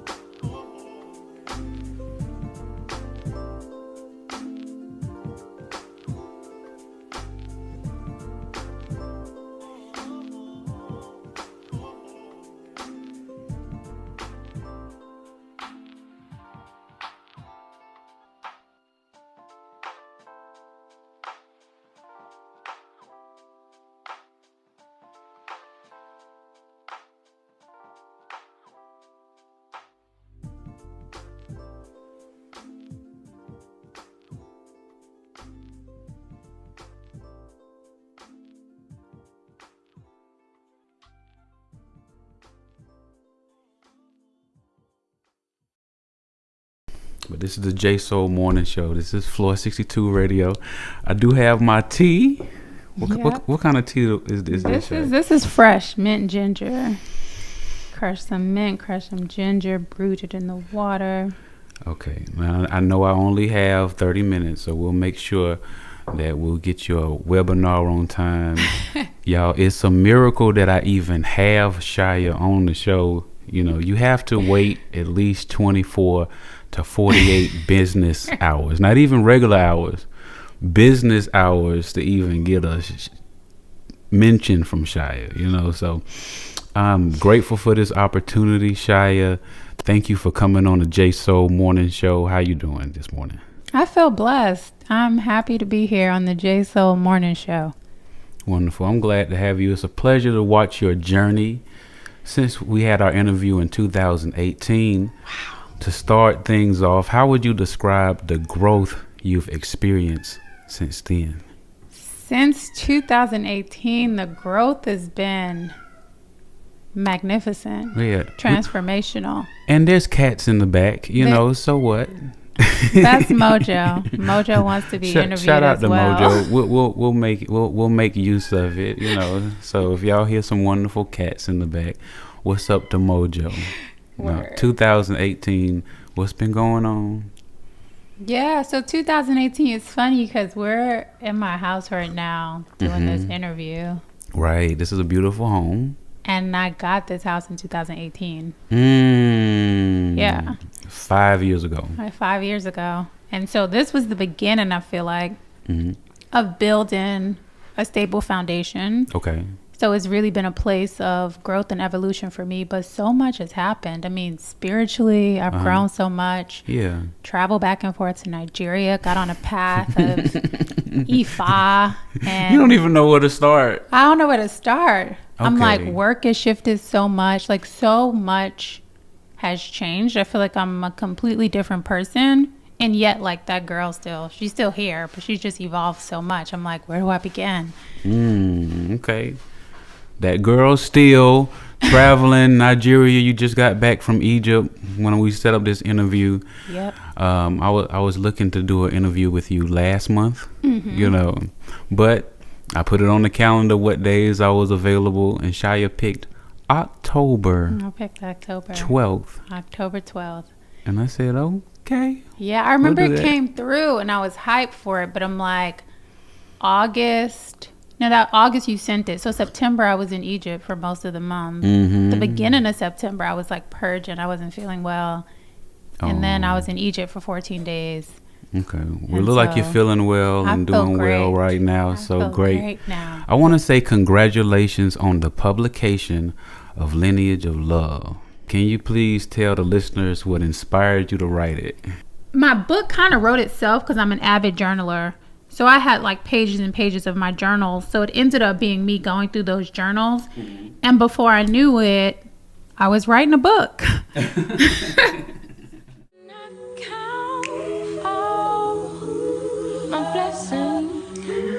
I had written in 6 different journals, the pages and lessons spanning many cities and locations. I wrote under the trees in Atlanta, Georgia, and on top of mountains in Cape Town, South Africa, across bridges from Brooklyn to New Jersey, in the clouds while traveling cross country, at the foot of the ocean in Malibu, on the floor of the temple in Lagos, in between sips of tea in London, under the rising sun and the sounds of chanting prayers in Istanbul, in a treehouse in Mexico, and on the grass in Washington, D.C.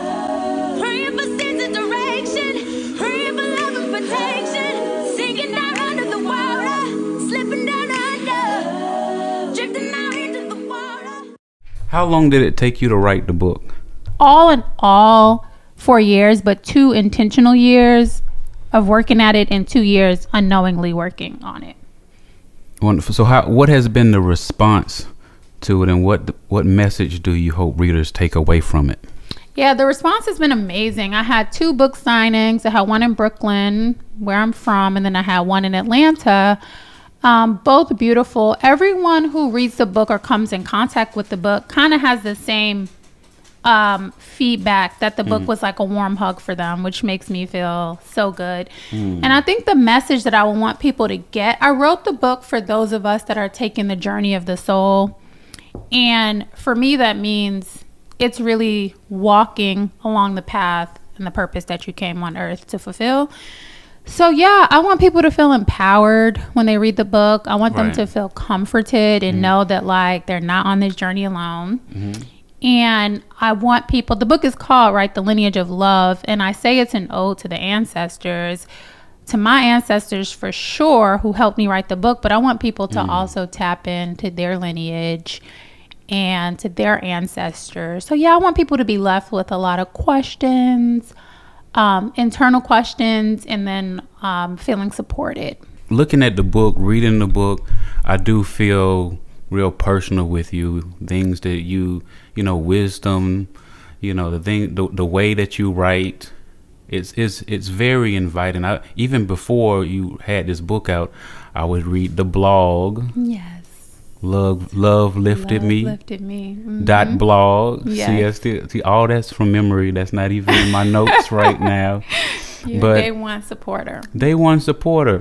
When you got your house. Right. Now you're traveling to Egypt, going back and forth to Nigeria, writing the books. Because even in that 2018 interview, you said, I'll write and I'll travel wherever I want to go.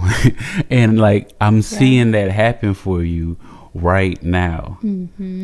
How did your own experiences and travels influence the narrative of the book?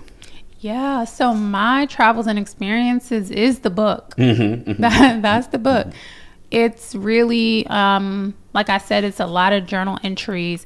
And I find that for me traveling, I've always, and earlier today, I went on a rabbit hole on my own Instagram page because I was looking for something. And I'm like, man, I be traveling. It didn't really hit me till I saw like how many places I've been. Right. But for me, traveling is transformation. It's evolution. It's an opportunity for me to experience myself newly, to experience people newly. And every time I travel, I never come back as the same human being.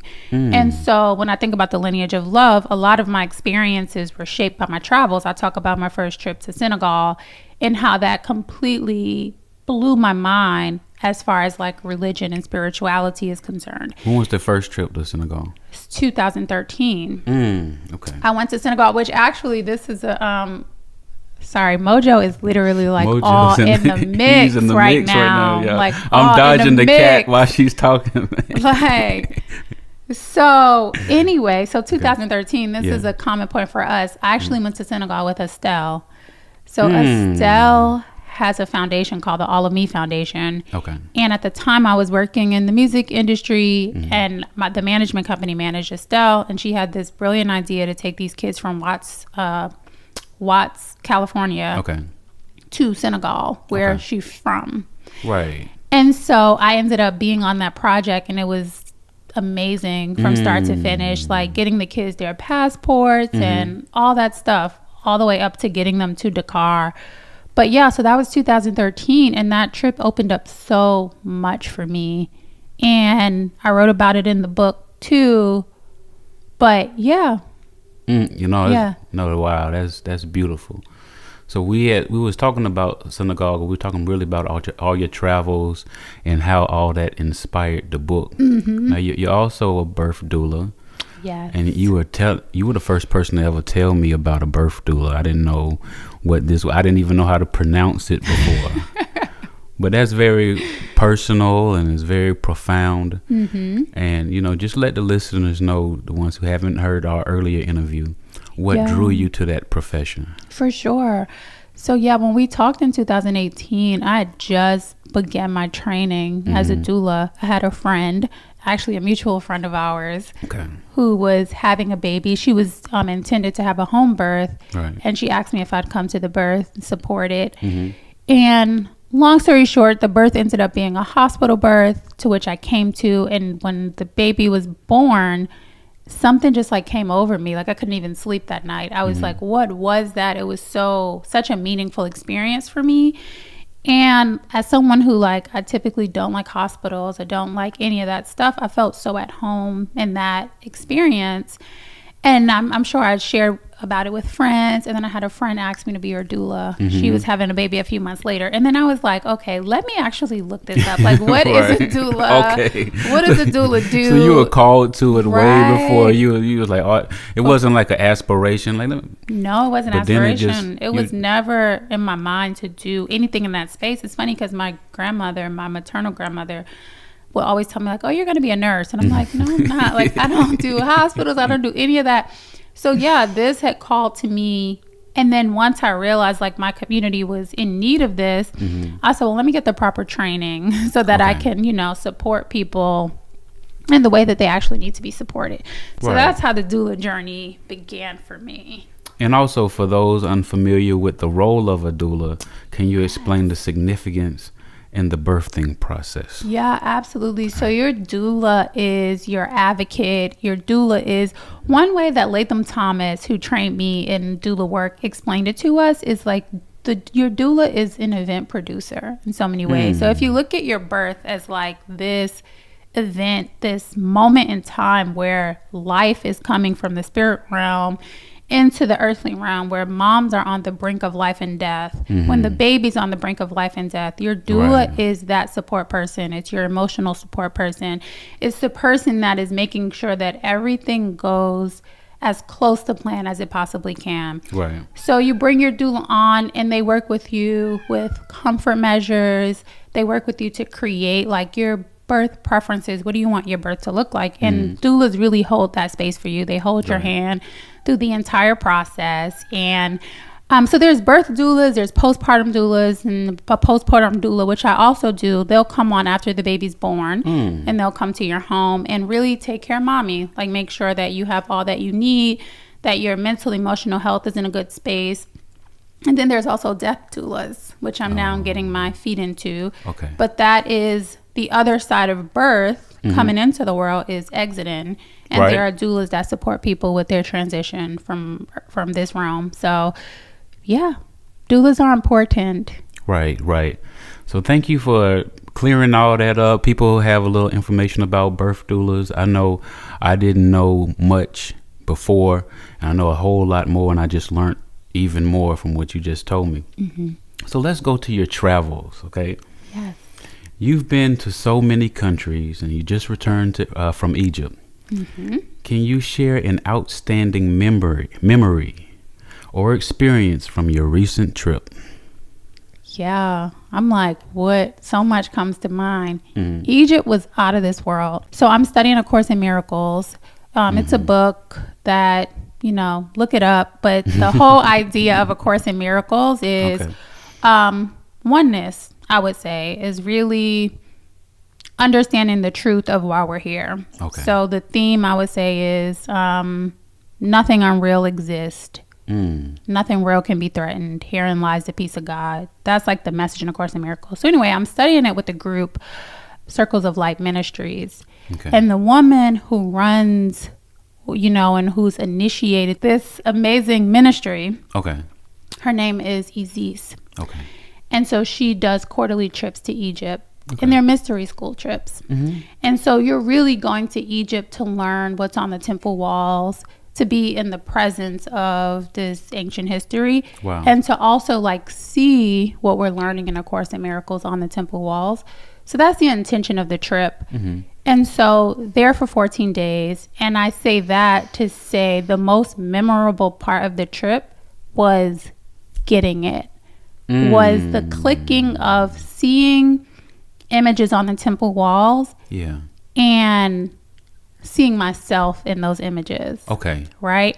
And so there's this one image, it's like hard to describe, but while we're looking at the temple walls, I'm understanding that this is the path of, yea, though I walk through the valley of the shadow of death, Oh, wow. I shall fear no evil. Okay. So for me, on this path, as the initiate, all of my travels, I feel like all these experiences are little initiations on this journey of life.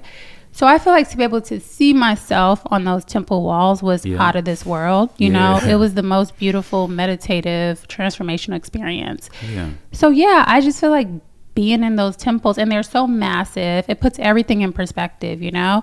So things that felt big, you know, material things that maybe feel really big in life, like I got to figure this out.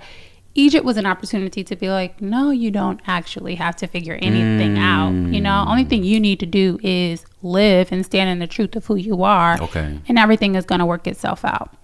So in so many words, that it's like hard to like really put it into an experience for people, but that was the highlight for me. It was like a shift in my being.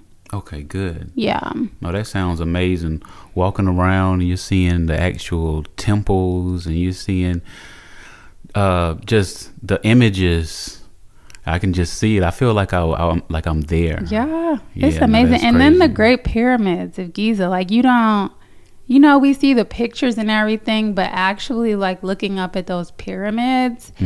We had one free day toward the end of the trip, and I went to the pyramids and I like got some photos, because the rest of the trip it was so meditative. We weren't really focused on photos or anything like that. We were just like taking it all in. So that day was also really special because I was able to like document it and just like have that for myself. If I choose to share it, maybe I will, but just, well, if there's something that you could share with Floor 62 Radio, we'll post a little bit with this interview. Hopefully we'll get a little sneak peek of Egypt from my and lens. The pyramids. Okay, so how has travel enriched your understanding of the world and influenced your personal and professional life? Okay, this is good. And you're making me realize actually how much travel has impacted me and how much it shaped my lens. Okay. I think the way that it impacted me personally and probably like my worldview is there's so much life happening outside of our experience. Four walls of America. Four walls, of America. And even like within the different cities in America, there's just so much happening. And I think that America, you know, no shade, we know this is a capitalist society. Right. And so everything is so material and so based on what it is that you do or what it is that you have or how much money you make. So for me, going to other countries that sometimes doesn't have the same luxuries that we have, but they have like joy, unspeakable joy. And they have community, and they have things that I think sometimes money, capitalism, and like an individualistic mindset it kind of takes away. Okay. So for me, it makes me realize like you create life the way that you want it. Right. And like love, community, joy, peace are really like the luxuries of life, you know, and money's cool. Like money can get you some nice things. Every time I travel, I need money to get me to those places, right? So no shade on money and the material. But for me, I feel like travel puts it all in perspective because money alone is never going to bring you the joy, the peace that we really, truly desire and then need, like on a soul level, you know? Right. So, yeah. And that's another thing is like just being a human being. We're the only species that has to worry about money, insurance, going to jail, you know, getting a ticket. Like, come on, man. You're going too fast. It takes up so much of our mental space, so much of our creation. So, and another thing is food. Like just experiencing all the different cultures, the different foods. I'm like, wow. I'm a foodie. Yeah, so me too. I feel you. Is there a country that's like near and dear to your heart? It's like, there's so many. Mexico for sure. Like no one can tell me I'm not Mexican somewhere down the line. Okay. I love Mexico. Like I feel at home in Mexico every time I go. I love the food. I love the culture. I love the history. Yeah. Like the indigenous practices all day. And then there's so many countries in Africa. Like I love Cape Town, Senegal. It's so many. So many have just like shaped me. I'm like, how do I just choose one? How do you just choose one? Okay, good. So let's go to some personal reflections here. Looking back to our interview in 2018, so much of what you set out to do has come to fruition. How does it feel to see your visions coming true? Wow. Honestly, I got to thank you, J.Soul, for really bringing it to my attention. Because sometimes, going back to what I was saying, I think sometimes we're so in the weeds of our life, we don't even realize that, like, oh, I said I was going to do this and I actually did it. Right. To me, it's just like, okay, you know, what else? Because there's other things that's come up. There's other visions and goals that I have now. And so this is a good opportunity for me to, like, really sit in the gratitude. And it feels surreal a bit. Because for me, I always feel like the past 5 years, most of my changes happen internally. Like I'm so much more confident and so much more at peace and just like stable in my being, you know, like it's hard for me. There's not much wavering anymore, I would say. I just feel really settled in who I am. And so I don't always know that like transfers externally or how that transfers externally. But anyway, you're making me realize that it does. And so I feel really proud of myself and I feel really grateful for the things that I have been able to accomplish from the book to continue in this doula journey to even my blog has now I'm on this journey home. I have a Substack. Because my conversation. Yeah, I think I pay $8 a month for something. Shia got me. No, I haven't turned on my paid yet. But you did pledge, which I have thank pledged. you. Yeah, I had a few close friends who I really appreciate pledged that when I turn on my subscriptions, they'd pay to read my writing. So one day I'm gonna turn it on. Free, right, you're getting free. One day I'm gonna turn it on, and then they're gonna take the money out your account. So thank you for that reminder. Okay.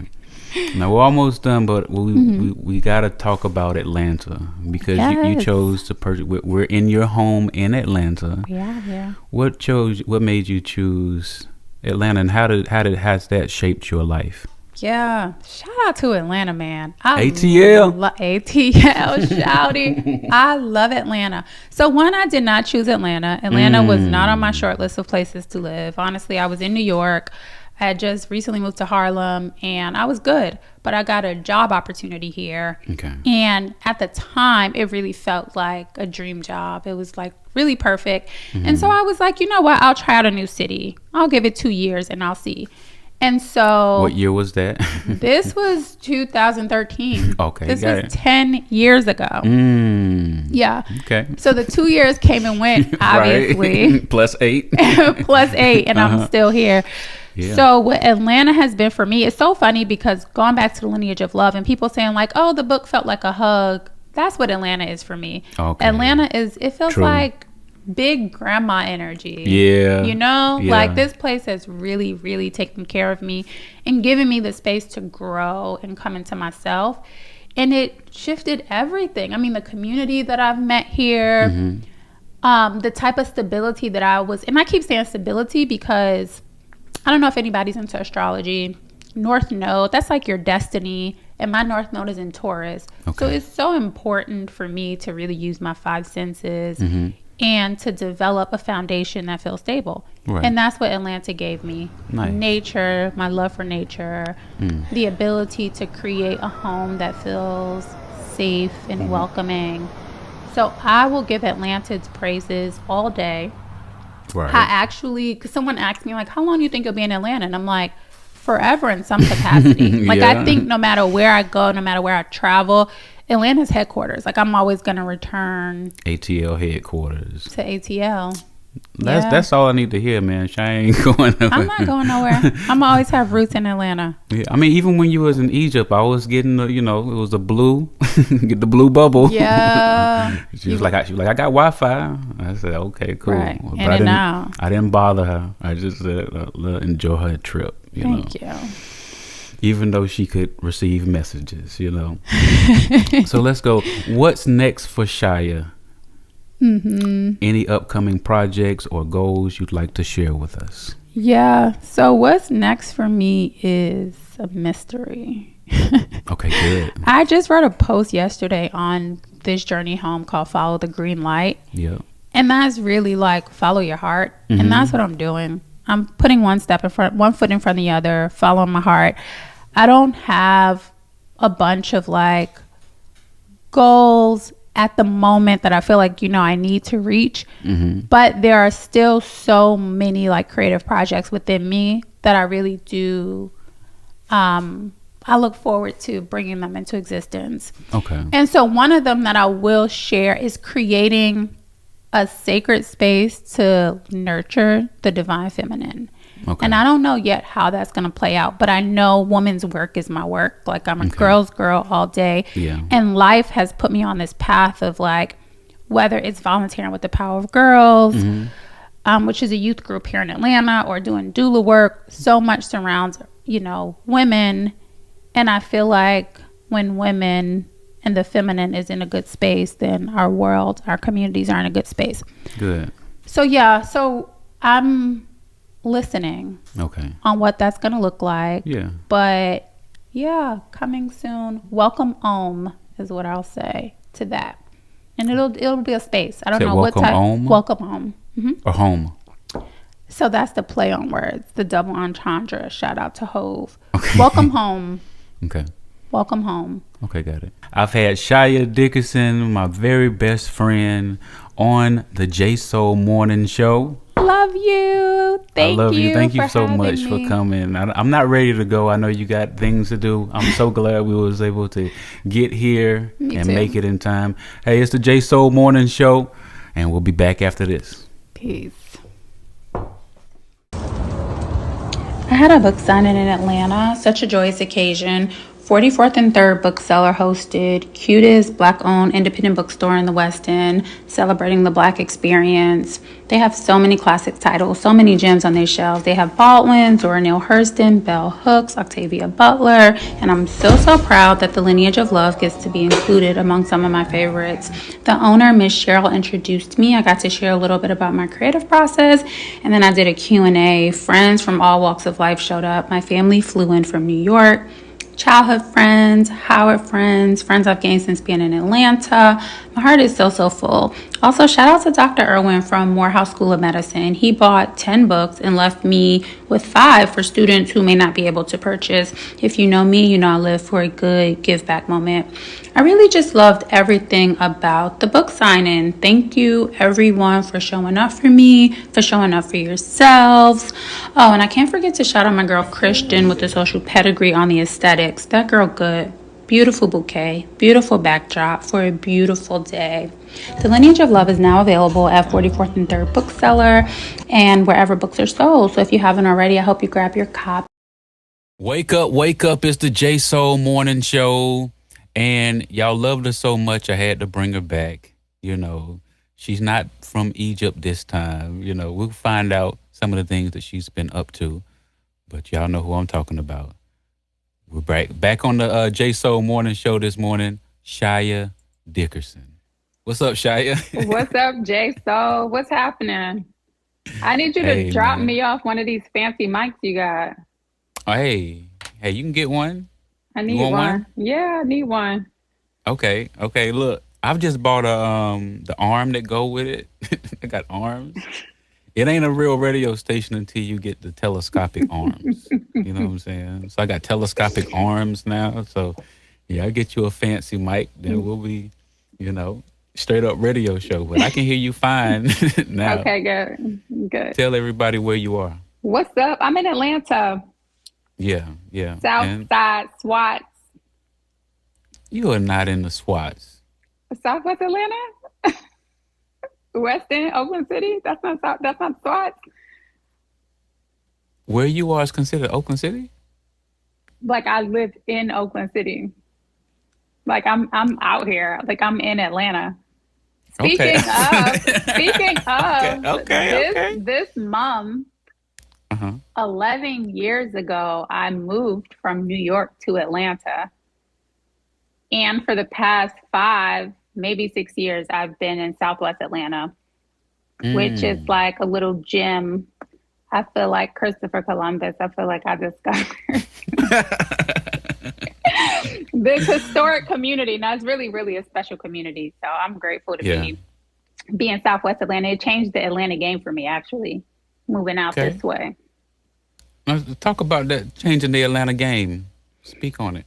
So Atlanta started to really feel like home when I moved to Southwest Atlanta.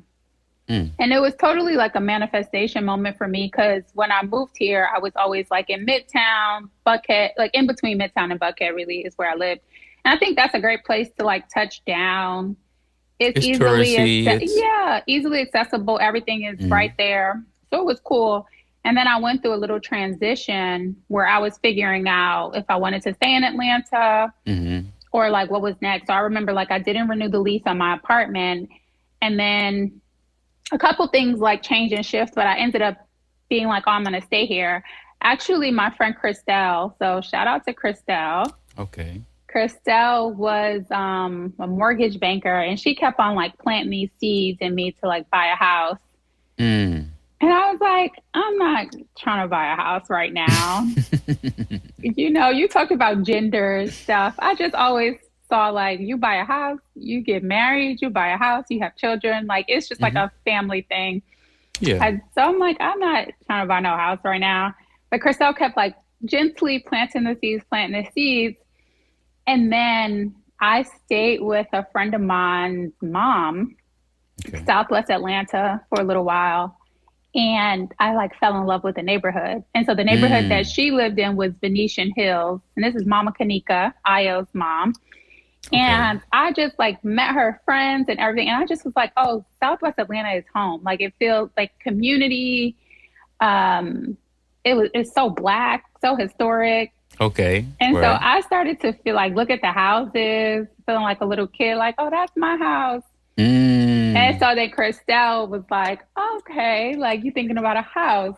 And so she kind of like just walked me through the entire process. And I remember she and I call her like my intention partner, my manifestation partner. Okay. She and I went for a walk in the West End, like when the Beltline, they were first creating the Beltline. And we like walked on this empty Beltline and was just creating. And one of the things I was like, I want to live in this neighborhood.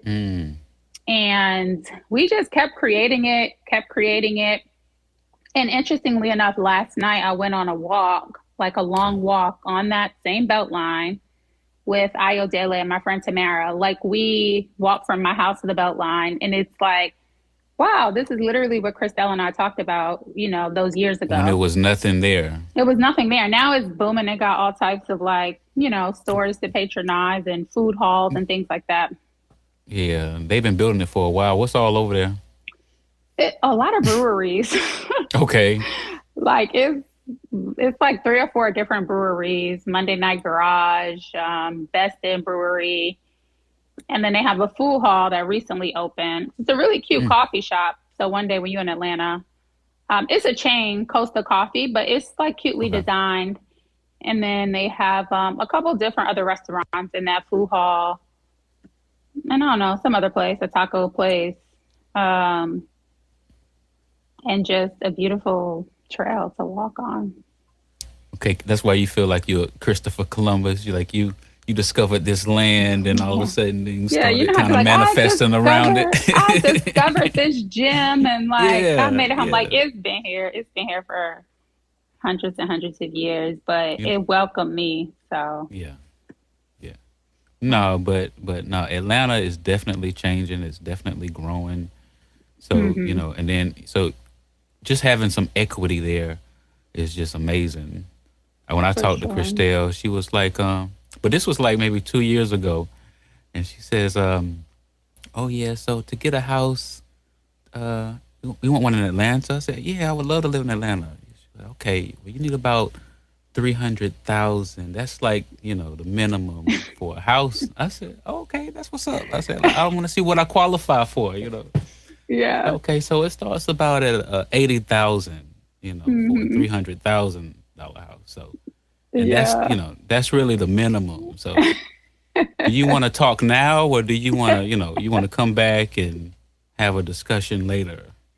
Yeah. I said, I probably want to talk later. You said not right now. It's a lot going on, not right now. Yeah, she's like, yeah, a lot of people with houses, they're either married or, you know, was with the veterans or some type of disability, or just like, well, I ain't got none of that going on. So I'm just like, Yeah. But I mean, keep at it, honestly. If you want to do it, then I know it's been so many ups and downs in just like the housing market. I mean, generally with inflation and rates being so high. yeah, But I feel like I said, it wasn't in my plan necessarily. Like I didn't see it for myself. And I remember closing on my house and in all the documents that you sign, it's like Shia, like single woman. And I'm like, why do you have to point out the single woman part? But there was a time where you weren't a single woman, a single Black woman especially was not purchasing a home, wasn't able to purchase a home. right. So yeah, they make sure to point that out as the anomaly in all the documents. But yeah, it happened. And I will say, like Christelle, whenever you are ready, she's the absolute best person to have because she brings a level of integrity to the process, but she's so knowledgeable. It was actually one of the most intense processes I went through. I kept on being like, I don't have to do this. Like, I literally do not have to do this. I could get an apartment and like save myself the stress of, because also the time I was buying in this neighborhood, it was it was just a hot spot to be. And so you had people paying cash, like making cash offers, 20, 30 grand over the asking price. And I'm like, why you just got this cash just sitting there in the bank? Like, I went through it. Yeah. It was frustrating, but Christelle held me up, held me down. She walked me through every single part of it. And even when I was like, I'm over it, she was just gentle and understanding and basically like put me back in the game. Like you had your rest and put you back in the game. So I appreciate her. And I would not have done this if it wasn't for her. So big shout out to Christelle. I didn't know we was gonna have our little Christelle segment, but I've got to get her on the show. I know she would love to come on and talk because it's an important conversation. A lot of people aren't in the inquiry. Yeah, and she has a lot to offer, even outside of the home buying process. It's also a mentality. Like I mentioned, we were creating this long before I even went to get an approval from the bank, and so there is also something to the spiritual process of manifesting that's really important. And she brings that to the conversation. So I'm going to give Christelle her flowers all day. Hey, you didn't. Yeah, I think all the listeners are convinced. Right. They're reaching out to Christelle right now, probably. Right. So Christelle, we can't wait to have you on the show. And, we look forward to getting some people some homes, in whatever economy, you can get a home. There's programs out there, there's stuff out there. And like you said, sometimes real estate can be, cutthroat when it comes to people, you trying to buy houses, that you need to go through this mortgage company or whatever. But like you said, sometimes people got cash and they willing to pay more to make sure you don't get it. Yeah. They're like, how much? 50 grand over just to get it? Like, it's nothing for them. I think when I was in Atlanta, I think what I was doing was finding some really good deals. And instead of getting the contracts on them, I was bringing them to people and they were sharing the information. Because it was just like, as soon as I find a good deal and I try to like maneuver on it, all of a sudden there's a big trash can in front of it next week. Like somebody, I was like, oh, okay. Dang. But I was looking for like, something in that foreclosed market, like just a really good deal on real estate. But I'm everybody seems to be doing like the short-term rental situation lately, Airbnb, especially a lot of homeowners are getting into that. Yeah. What you think about that? I mean, I think it's great. Like, well, I think we're living in like a short-term reality right now. I was about to say post 9/11. That's crazy. Post 9/11. Well, hey, we done had a lot of trauma. We so much trauma. I went post back to 9/11, post George Floyd, post Mike Brown, post Sonya Massey. Okay, post Shoot. listen, let me not Good get Lord. into it, but I was going to say post pandemic, but we had all that stuff like leading up. And so it does something to us psychologically, emotionally, and I think that we are in a short-term reality because so many of us experience death of loved ones, death. One of the things from the pandemic that I feel like is hardly discussed enough is how many people were dying. Mm-hmm. It's like, sure, people like die every day, cycle of life, but it was every day, like so many people, whether you even like just went on your timeline on Facebook, people were saying RIP to their family members in the news, just like hundreds of people dying. And it's kind of like a lot of them weren't even sent off properly because it was a global pandemic and you couldn't have a lot of people in a space. And then one day it just kind of ended. And it's like business as usual. Go back outside. Like, should I wear a mask? Should I not? It's so layered. But I think psychologically, a lot of us are on short-term timelines. Like we can only see like what's right here and maybe like over the next few months because you don't even know what's going to happen. I mean, there's still rumblings about the end of this year. Like, oh, is there going to be something else that like shuts us down? It's election season. Like what's going to happen? So, but anyway. There's an uptick. There's definitely an uptick with, the illnesses. Yeah, but it's back around and it's very intentional, the way that these things happen. I feel like it's definitely by design, but getting back into short term, I think also, one of the things that happened post pandemic is people started to experience a more remote life. So remote work had an uptick. So you don't have to be in one place. So you could travel around, you can go experience different cities. So I think people are doing more so short-term stays in places or preferring to rent. I think companies like, Airbnb is, a good space for that. I feel like Airbnb has been dealing with stuff like legally and even like price gouging, like people feeling like the prices are too high. But I have a personal experience with Airbnb because last year I started this experiment and it really and truly was an experiment. I think probably from our last conversation, the guests probably get that I'm a little, a little on the side of like, I'm just going to march to my own beat. I want to follow spirit and I'm going to see how it goes. That's how I live my life. Like very spontaneous, very like, connected to my soul, and it doesn't always make sense in the physical. So point being, I had this inclination to share one of my rooms on Airbnb, like put one of my bedrooms up on Airbnb. So I'm trying to make the story short because there's so many parts to it. So many parts to it. Okay. So I had this dream that I was like hosting people and it was like for short-term stays. And they were coming into the house and like really just like either finishing a really important project or they were like healing from something. And this was just a dream. And so I wake up from the dream like, I think I'm going to put my room on Airbnb as literally an experiment with the Holy Spirit that whomever books and comes in is supposed to be in this space. Okay. I wake up, no kidding. I have an email from Airbnb because a few years ago when I first got this house, Super Bowl was happening in Atlanta and everyone was like, oh, you need to put your house on Airbnb and make some money. So I made an account, but I never actually put that, listed the house on Airbnb. Okay. So I get an email from Airbnb and they're like, hey, we want you to list your property. We'll offer you a free photography session.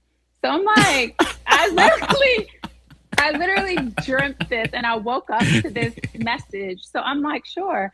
So they send this dope photographer out, like really dope Black girl. Her name is Brittany. I need to find her last name just in case y'all need y'all faces photographed because she was really good. So she comes in, she takes photos of the space. It automatically uploads to Airbnb. I start my experiment. I'm like, Holy Spirit, whoever comes is supposed to be here. Thomas, J.Soul Burroughs. Let me tell you, it is really like people have been coming through this space and leaving me notes like, I have insomnia. I do not sleep. I slept through the night here. Like, I feel like I connected with my ancestors. Like, y'all, Christ is back. Y'all, all types of like notes and thank yous and supernatural connections. Like, this one amazing woman came. She was on her way to do a retreat. She does women retreats. And she said she was like meditating on, she usually brings a book for the retreat for the guests to read. So she's meditating on what's the book she's going to order. And then we start talking and she's like, wait, you wrote a book? I'm like, yeah, it's called The Lineage of Love. She's like, do you have 10 copies available for me to take to Belize for my retreat? I'm like, yeah. She like purchases 10 books and like, this is the type of stuff that happens. So yeah, I see. And when Airbnb was first conceived, the idea was just that you would share your own space with people. Right. You would welcome and host people into your home. And then, of course, it became this opportunity for people to be like real estate investors and like not be in the home and just like rent and just whatever. Yeah, Zoom camera. Right, which is like fine. We get it how we live it. Capitalist society, like we gonna make the money. But I feel like the original intention of Airbnb is really experienced in what I have been living through having my bedroom on Airbnb. So it's been cool. That's what's up. Yeah. That's what's up. No, I can see it. I can imagine people coming to stay with you and, you know, like your energy and, you know, the way you keep your space, you know, so. Yeah. You're probably a super host. Listen, super host. I had, so for the whole year, my rating was like 5, super host, guest favorite. And then recently someone rated me a 4 and I was just so taken aback, like a 4. But you know, it's fine. I roll with No, it's not. I roll with the friendship. I was offended. Because I'm you not thought even you gonna like, lie. let me see. Is it because I'm black?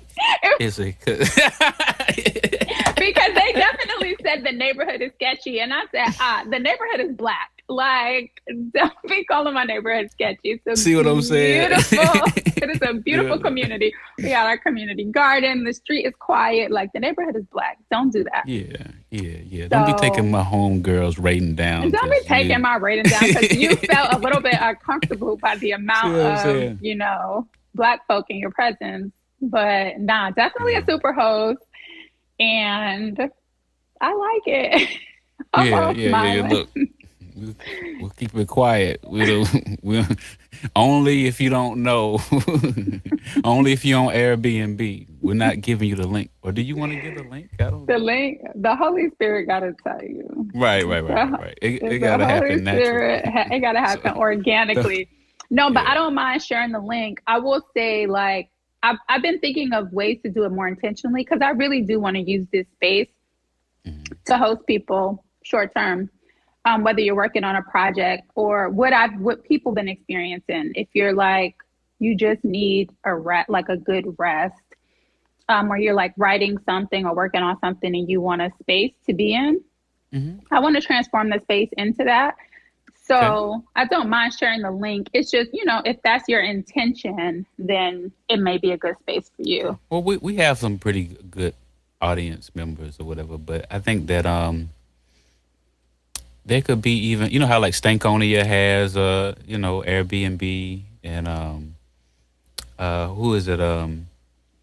Cool and Dre have an Airbnb in Miami with a studio and stuff like that. So you can have the Airbnb and also have like a website where, you know, you can name the space and, you know, like this is, I don't know, Shire space or whatever it's named, and like then they can leave, you know, you can have like more public reviews and, you know, show it off some. Yeah. You know that's a good idea. I think it's time, honestly. Yeah. How long have you been doing it? I've been doing it for about a year. Okay. Yeah. So, yeah. I know you had mentioned it, but something told me to, bring that into the conversation, and I'm glad I did. This, because we had never discussed people. How many people has it been? I don't know. I'm sure I could look and find out. I probably have Yeah. about 50 reviews. So Yeah. it's been quite a bit and everybody doesn't leave a review. So it's definitely been upwards of 50 people. And yeah, throughout the year, I have a lot of people that's coming in. So like a one You got night your own stay, a hotel. 2 night stay. It really is. It really is like a bed and breakfast. And it's really the best people. It's people from all over. When I knew that like the Holy Spirit is showing out, I had a woman and her husband come in from Australia.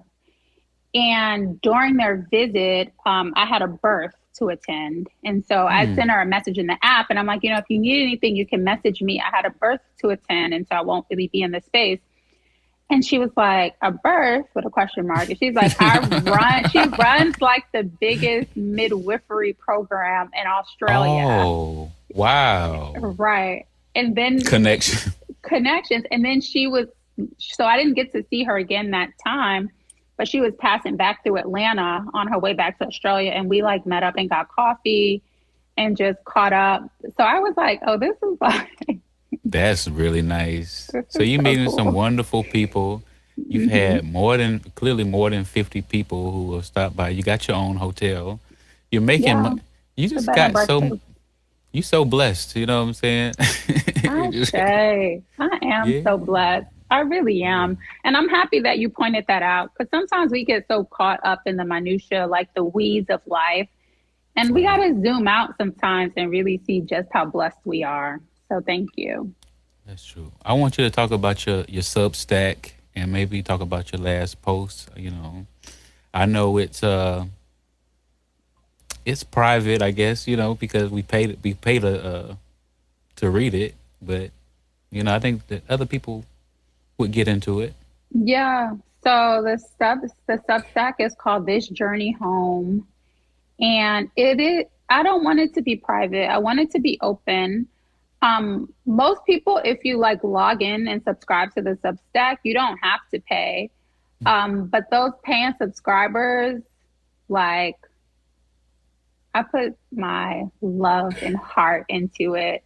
And there are people like J.Soul who lifts me up with the offering, a love offering, I would like to call it. So I definitely appreciate those that choose to subscribe, like to pay and subscribe. And there are many that subscribe free and you still get the articles or the love notes, as I like to call them.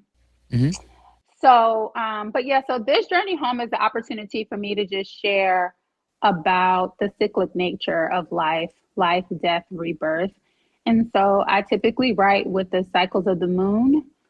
So we just had a new moon and I'm actually in the process of editing a note that I'm going to put out today in celebration of the new moon and kind of just reminding people about the cycles of the moon and what we can be doing individually as the moon shifts in cycles. And I chose to focus on the moon because the moon is such a potent entity to work with. The moon has been here since the beginning of time, before we all existed. However, our lives, our personal life cycles, especially women, because our bodies actually mimic the moon. So we also go through our own personal 28-day cycle. And while that can shift and change for certain women, it might be less or more days than 28. In general, we have our own 28-day moon cycle. And so understanding and working with the moon is beneficial for feminine and masculine. Our earth is actually guided by the cycles of the moon. The ocean is ruled by the cycles of the moon. So that's why I chose to write the post with the moon cycles as I prepare myself to be more in tune with the moon. So my last post is actually one of my favorite posts. Okay. And it was called The Final Act of Love. Okay.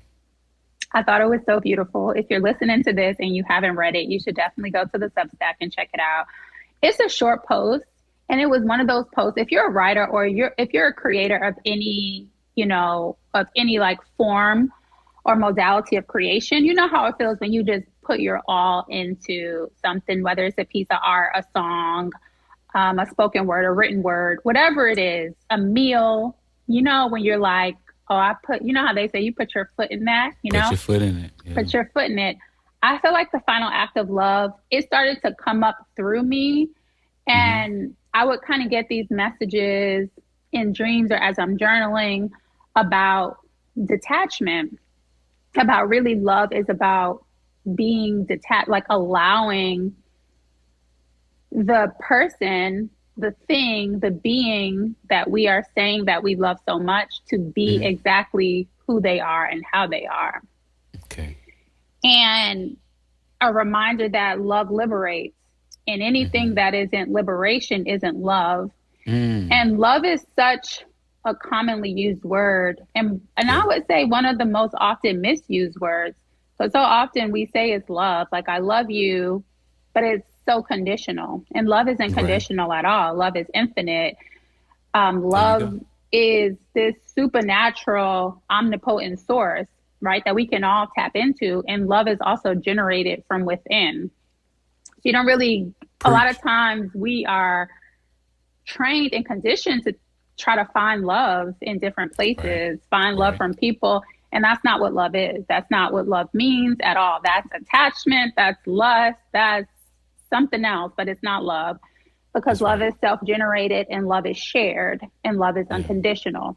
So that's what the piece is about. The final act of love, and the spoiler alert is the final act of love is letting go.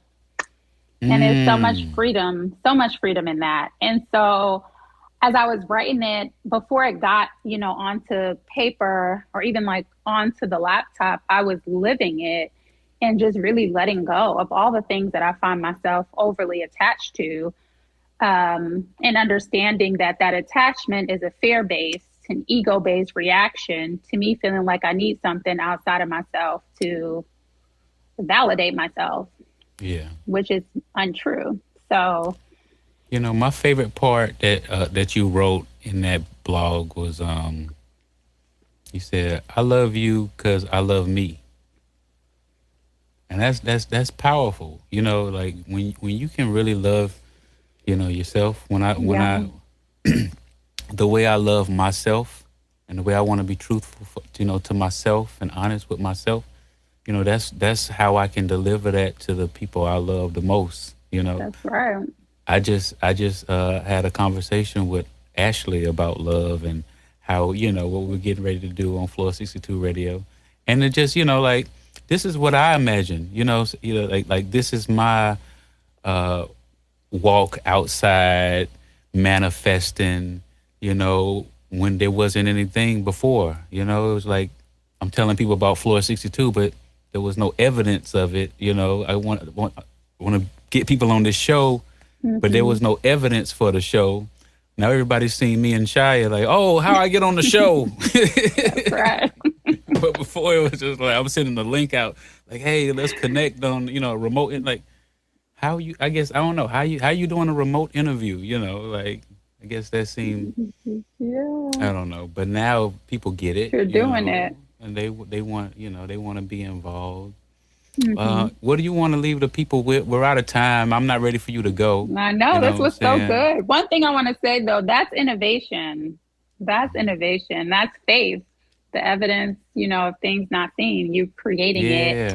And anything that exists, literally anything that exists. That's right.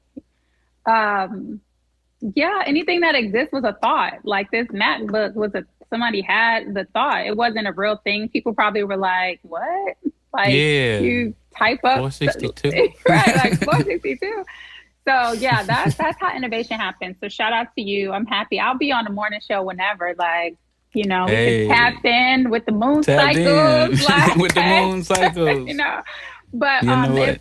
If I to leave people with something, to leave the viewers with something, it's really I think a reflection of the post that I'm going to put up today. I don't know the name of the post yet about the new moon, but this cyclic nature of life is there's nothing new under the sun, like anything that is to be has been before.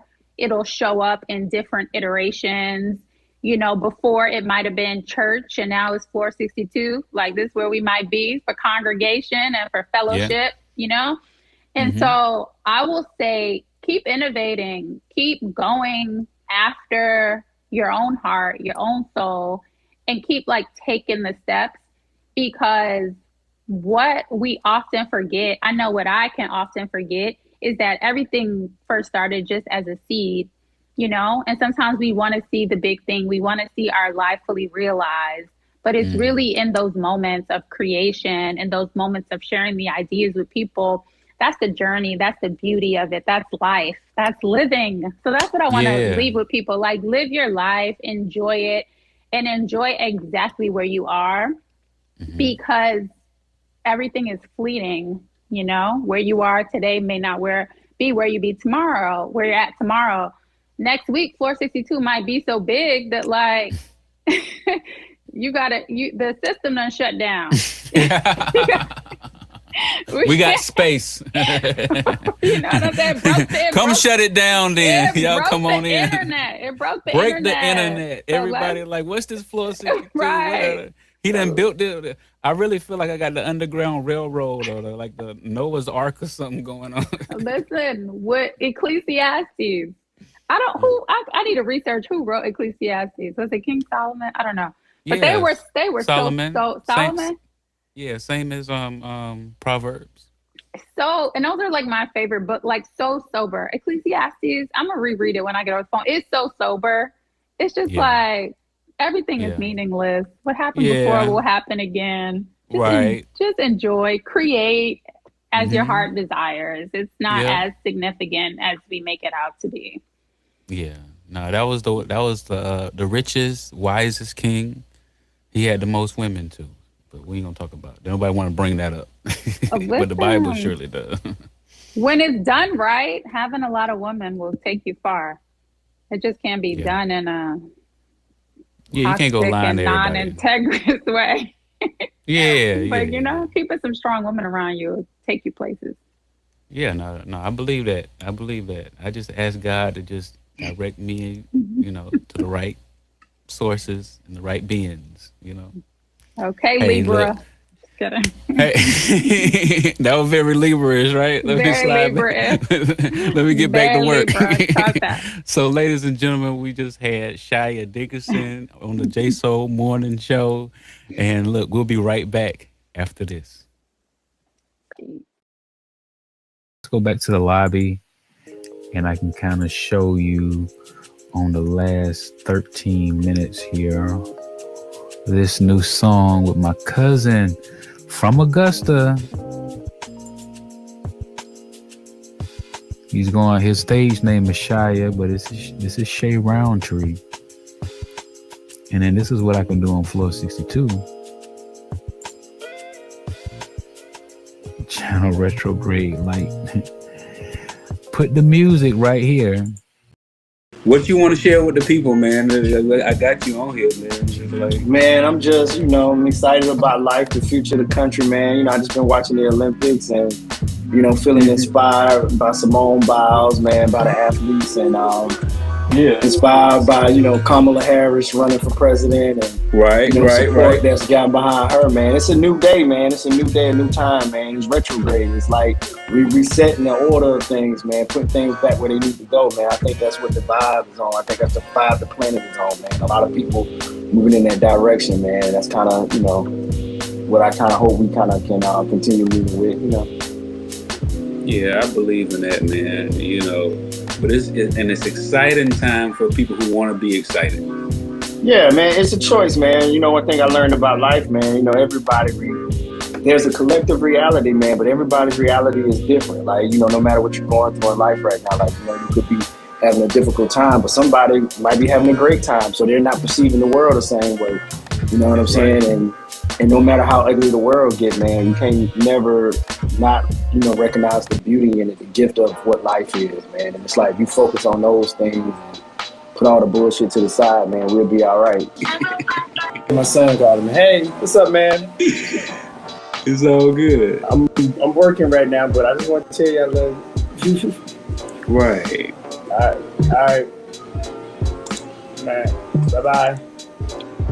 You know, when the son call, when your family call, you don't know how much time you got.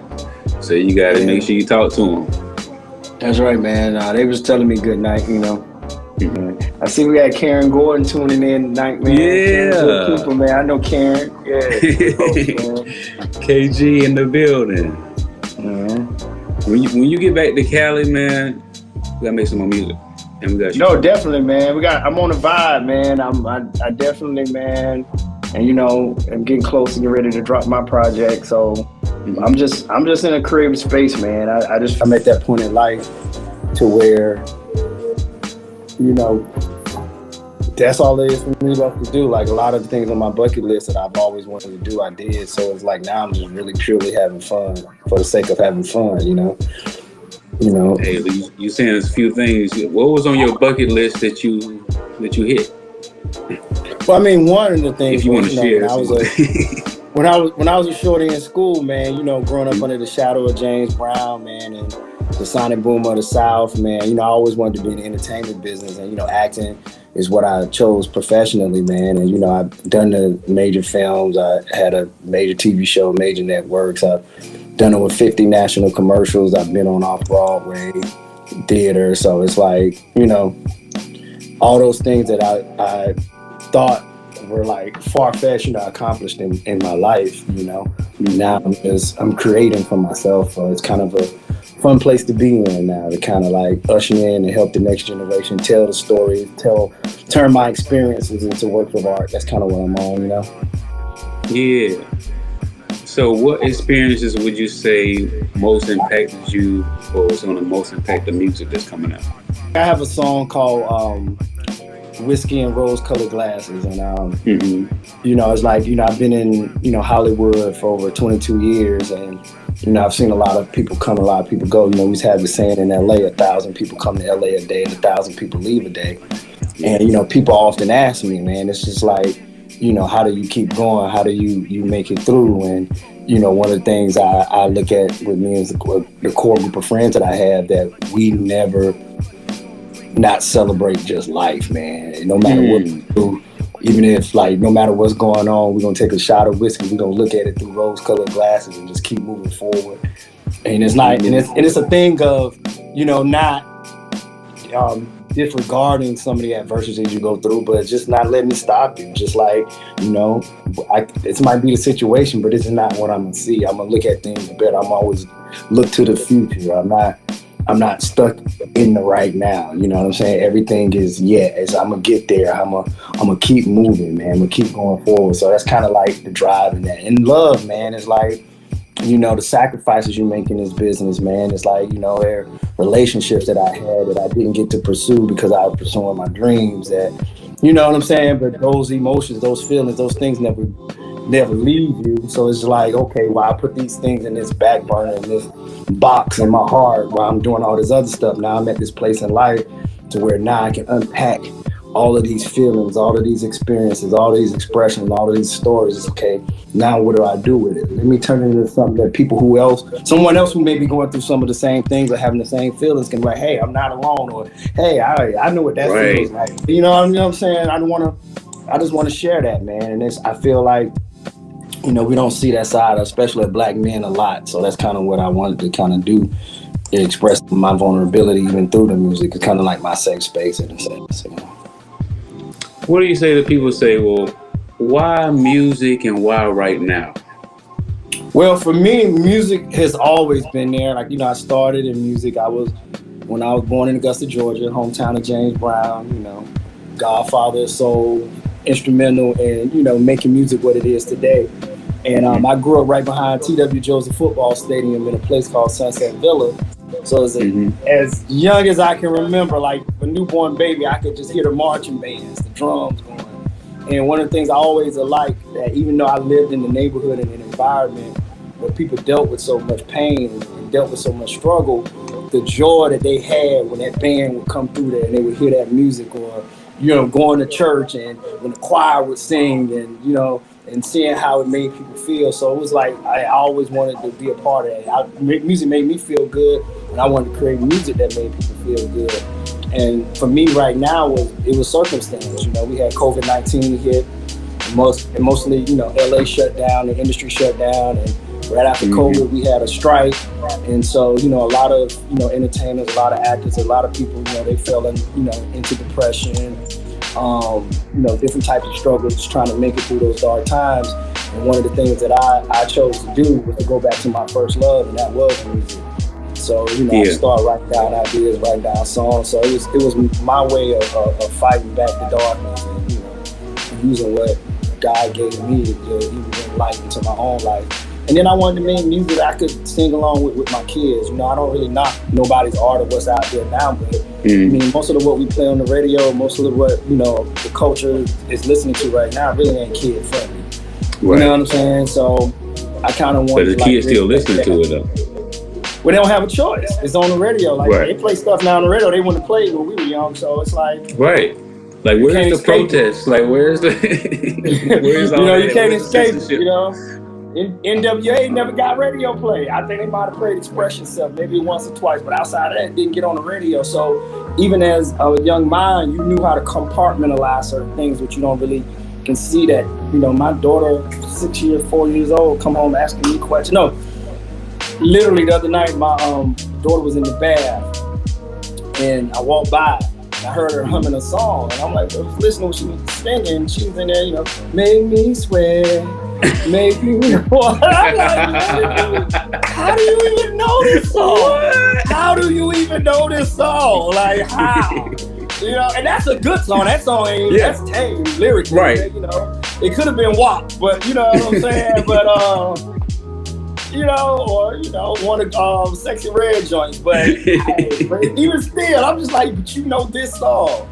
You can really hear when kids start singing it though. When kids, you like, whoa, they're kind of like. Oh, I had a homie, man. He was like, man, I remember he was like, man, I'm riding to take my son to school. He was like 6. He's like, yo, they love the Cocoa came on. And he like, baking soda. I got baking soda. And he like, man, what's baking? He don't even know what baking soda's used for. But, you know, it's. And you know, like I say, man, I'm an artist, so I believe that all art should be expressed, and artists should be able to feel free to express it. So I'm not about censorship.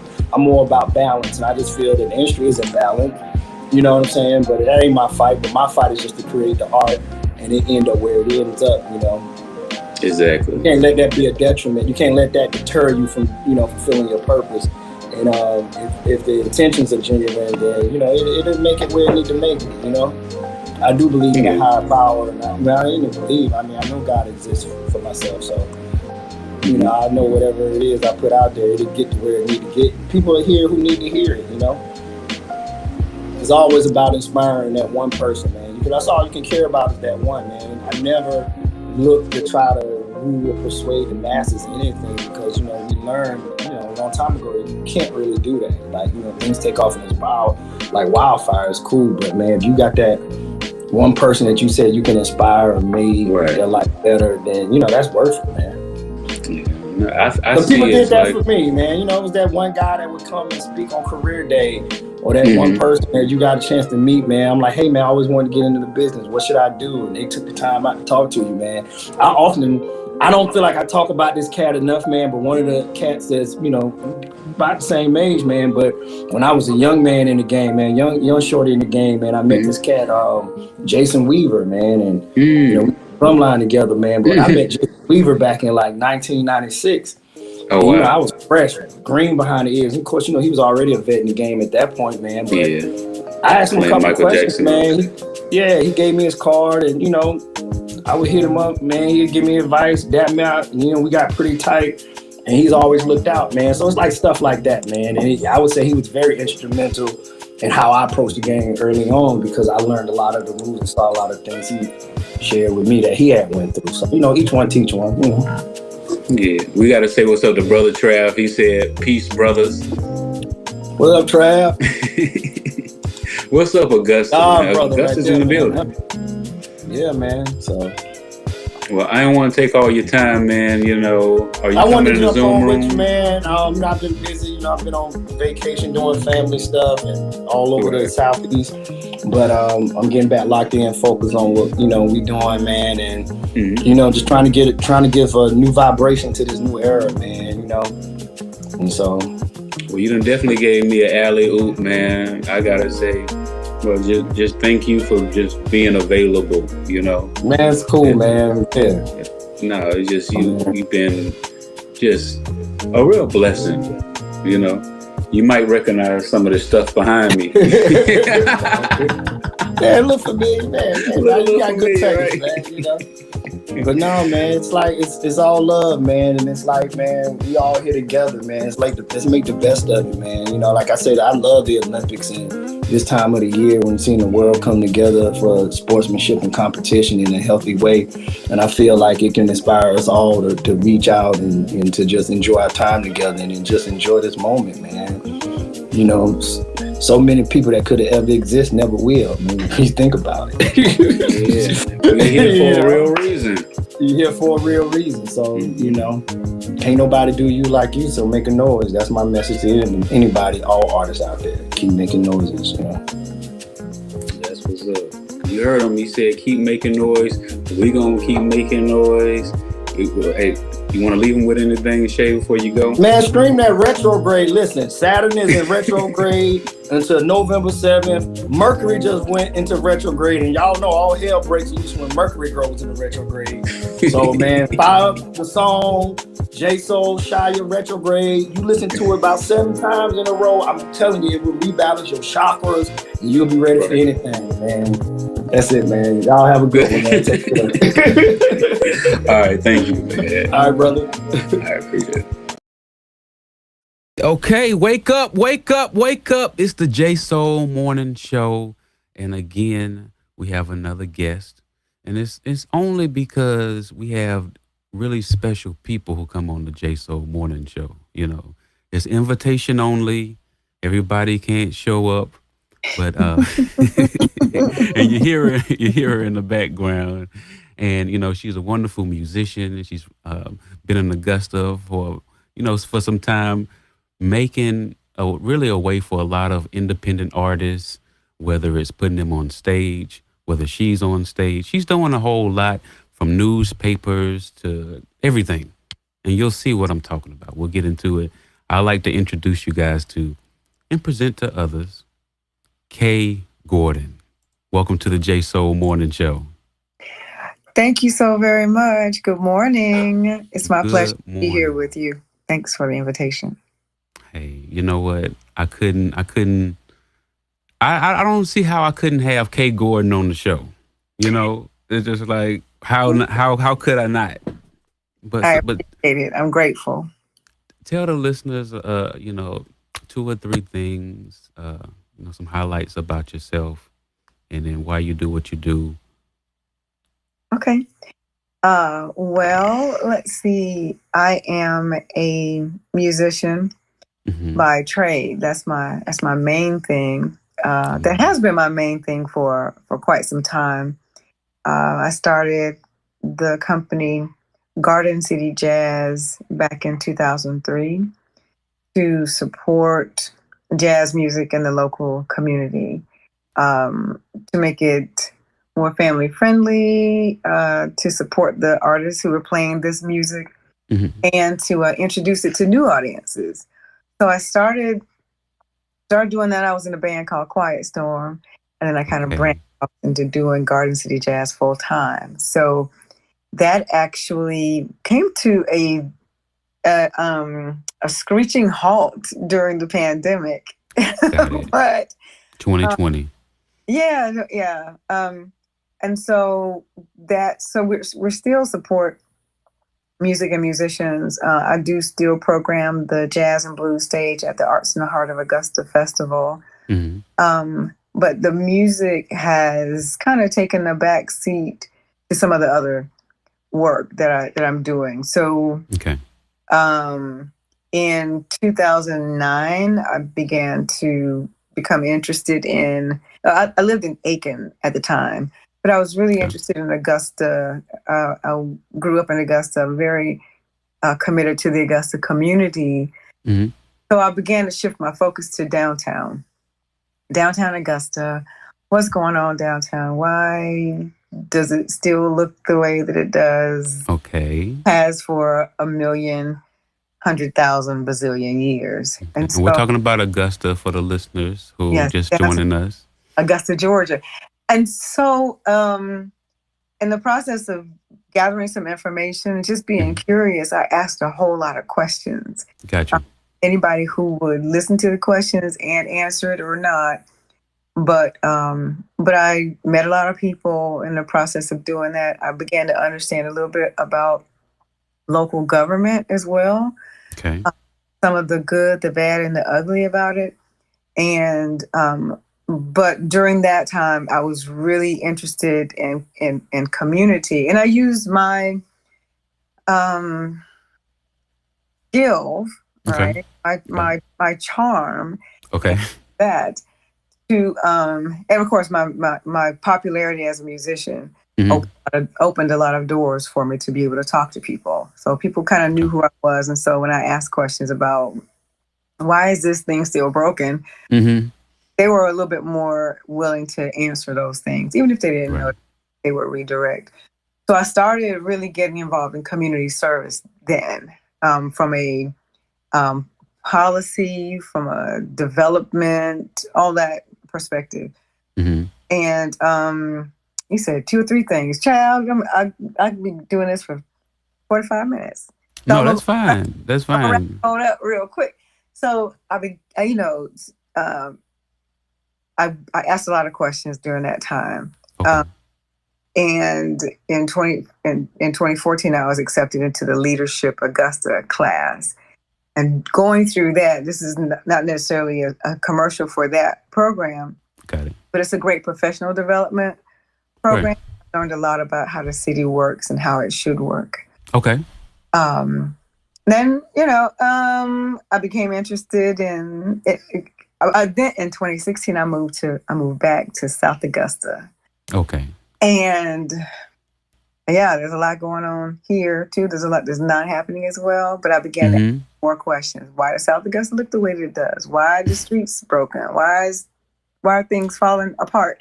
And this is you're asking your commissioner, or you're asking? I'm asking some commissioners. Yeah, I'm asking. Definitely the commissioner. I met the commissioner for my district for the house that we moved in.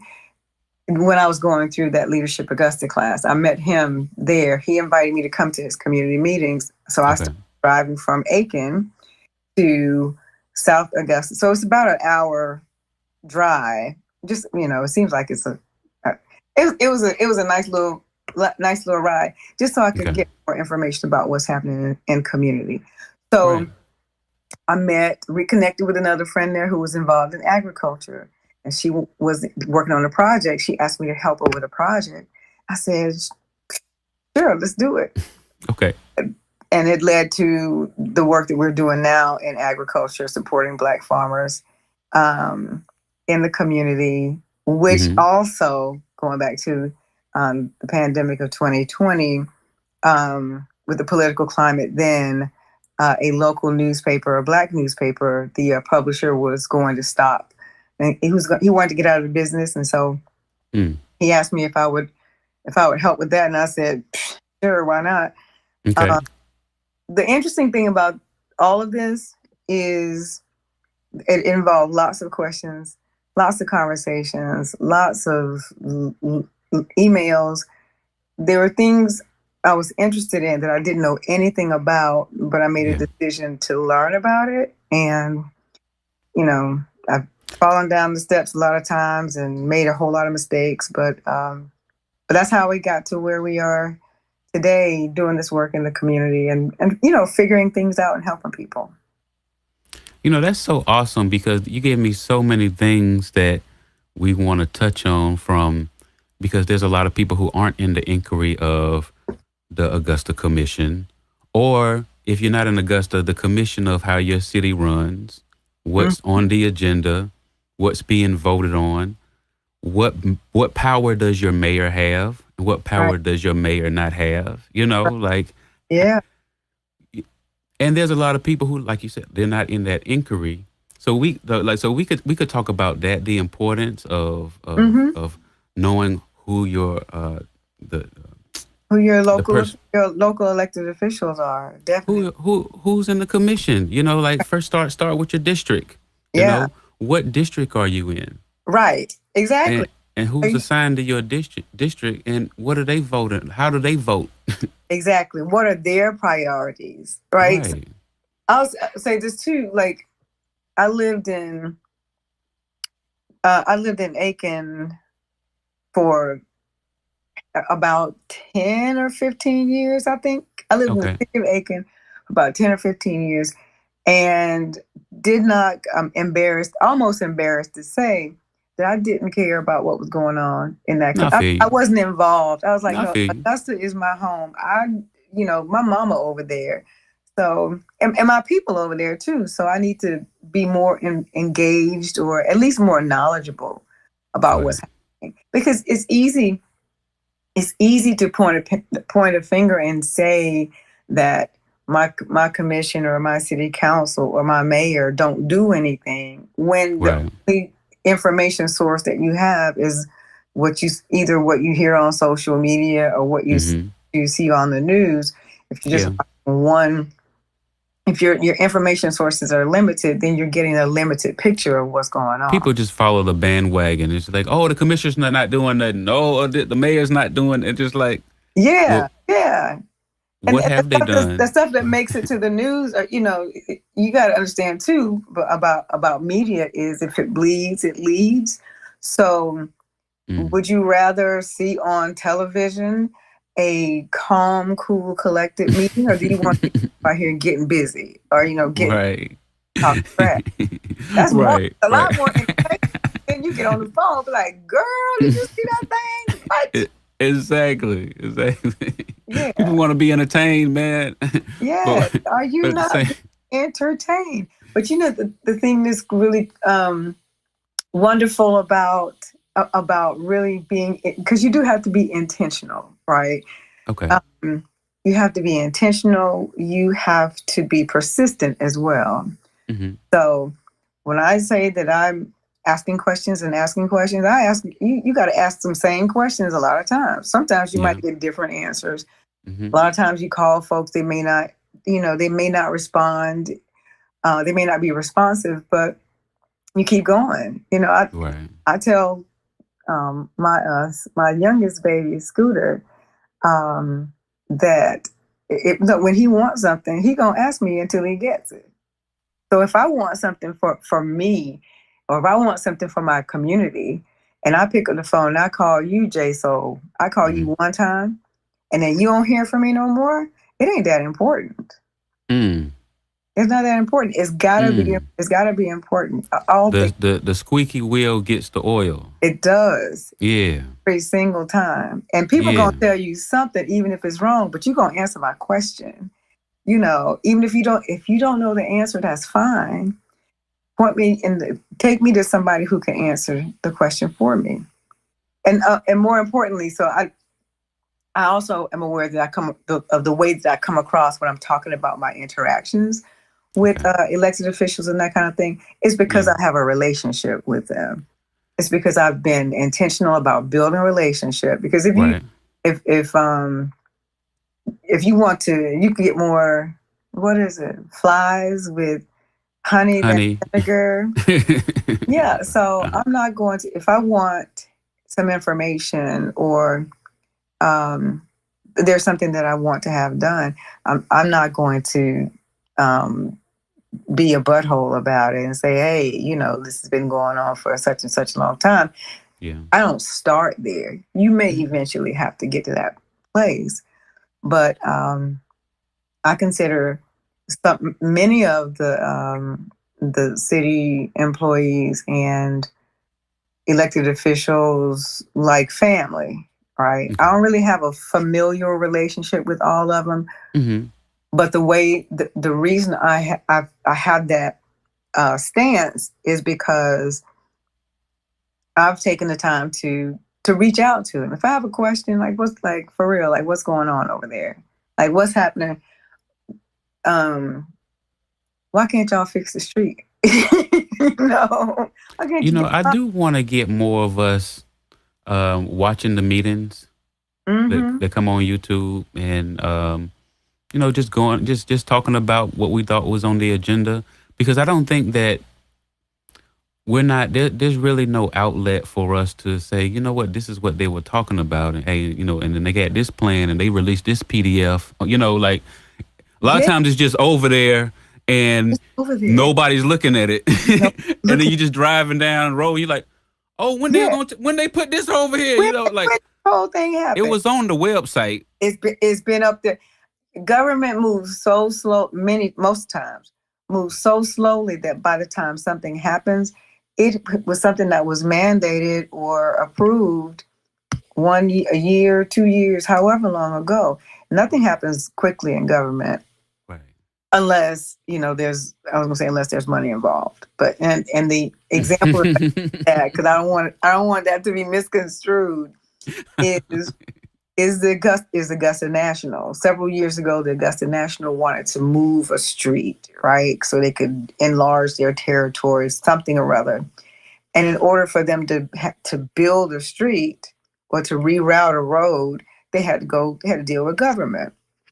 So they had to get on the list to get this particular work done. Right. So, because, you know, budgets, local sales tax, all that kind of stuff. And then they got to get in the queue because y'all not special. Right. What they did, the reason I mentioned money is because if I got enough money to do the street myself, I'll go ahead and do it. And that's exactly what they did. They went ahead and rerouted this road, Berkman's Road. And then they said, I'll get my money back from the city when you have it.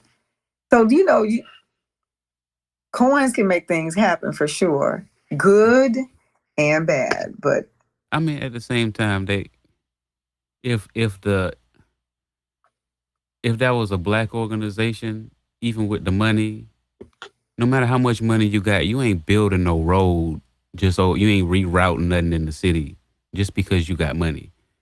You know, if you got enough. Telling you. And they got it. I'm telling you, they got enough. They say, look, we'll buy the whole thing. So, I'm telling you. Why y'all getting it together and trying to figure it out? We got it. Exactly. Look, we got construction companies. We got this and everything. Let me tell you, we trying to get Wrightsboro Road fixed. It is a hot mess. Meanwhile, and I understand. So which part of Wrightsboro Road? Where you at on Wrightsboro Road? That's a long road. Let me tell you. Okay, so I'm not over. I'm deep in South Augusta. But whenever I'm on that road, I'm like, come on, people, we got to figure it out. So, I'll give you just a brief example between North Leg and Damascus Road. North Leg and Damascus Road. You about to make me break my chair.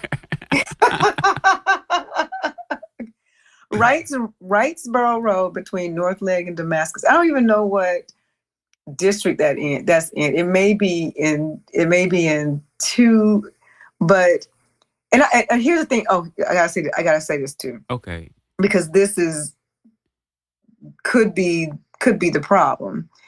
So I learned this just a little while ago because I was complaining about the fact that Deansbridge Road was not fixed because I was riding on that road, getting nails in my tire, all kinds of craziness. So I was like, who's in charge of Deansbridge Road? I want to talk to. They need you in LA because none of the roads are even decent. Zero. I said, who's in charge of that road? And I learned who it was at a community meeting. Okay. And the guy the commissioner then Sammy Sias, District 4, was hosting this meeting once a month, and he had I called him, I said, man, what's going on with this? And he said, that's a state road.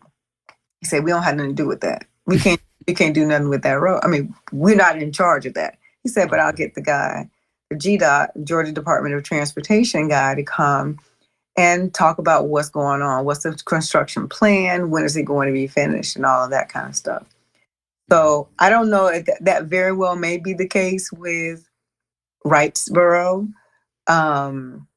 Several years ago, about 10 years ago, there was some conversation during the whole downtown Augusta conversation about upgrading the streets and the sewage and the infrastructure.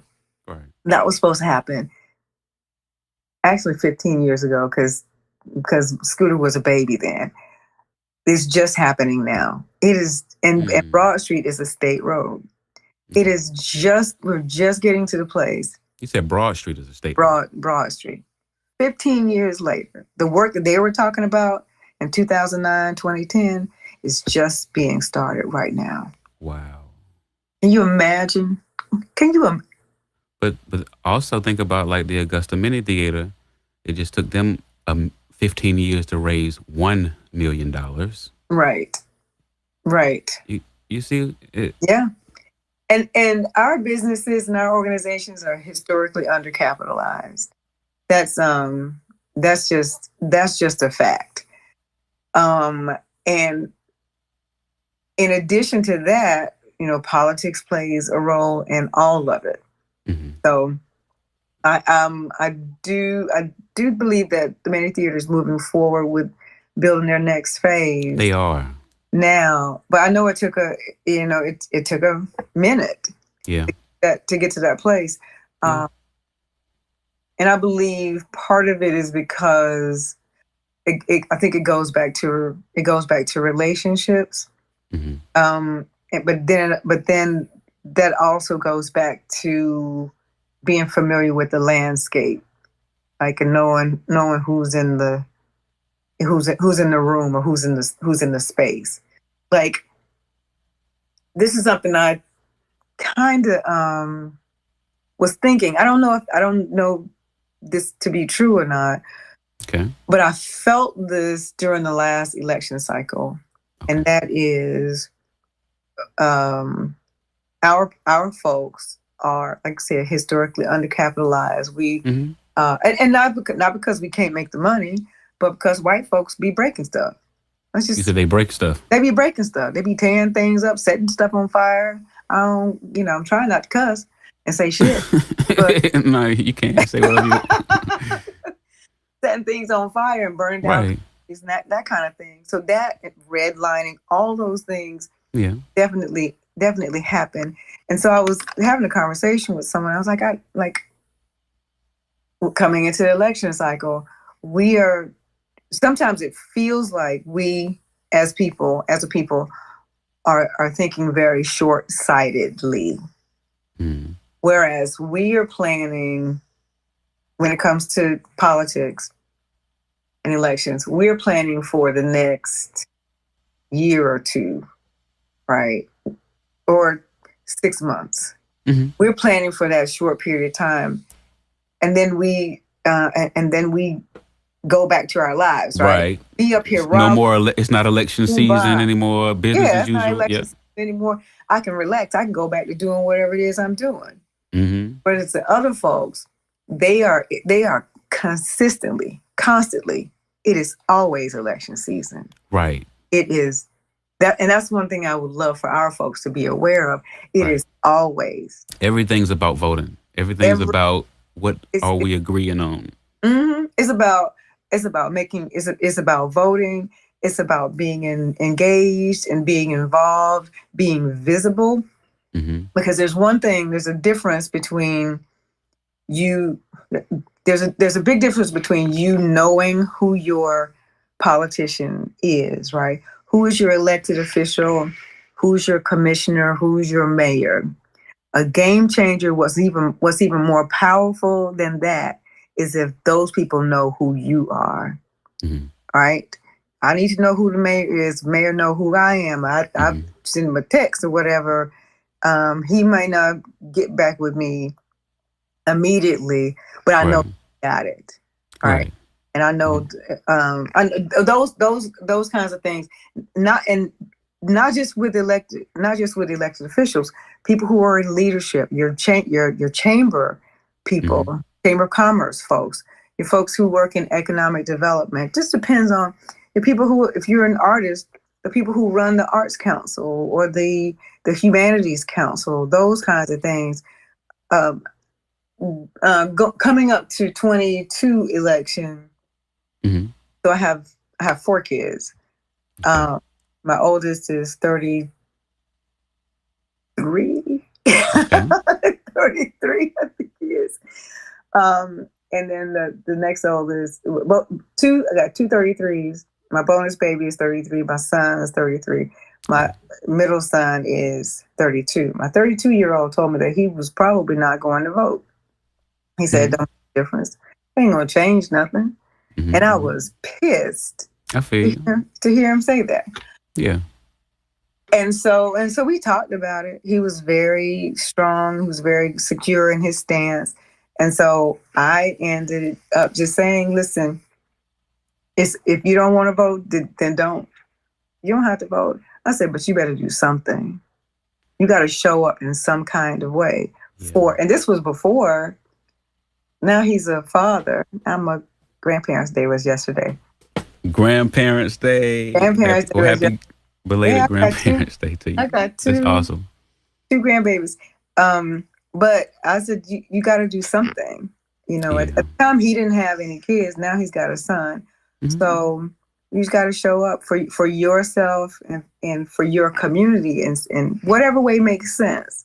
Yeah. But start to kind of see what's important to you.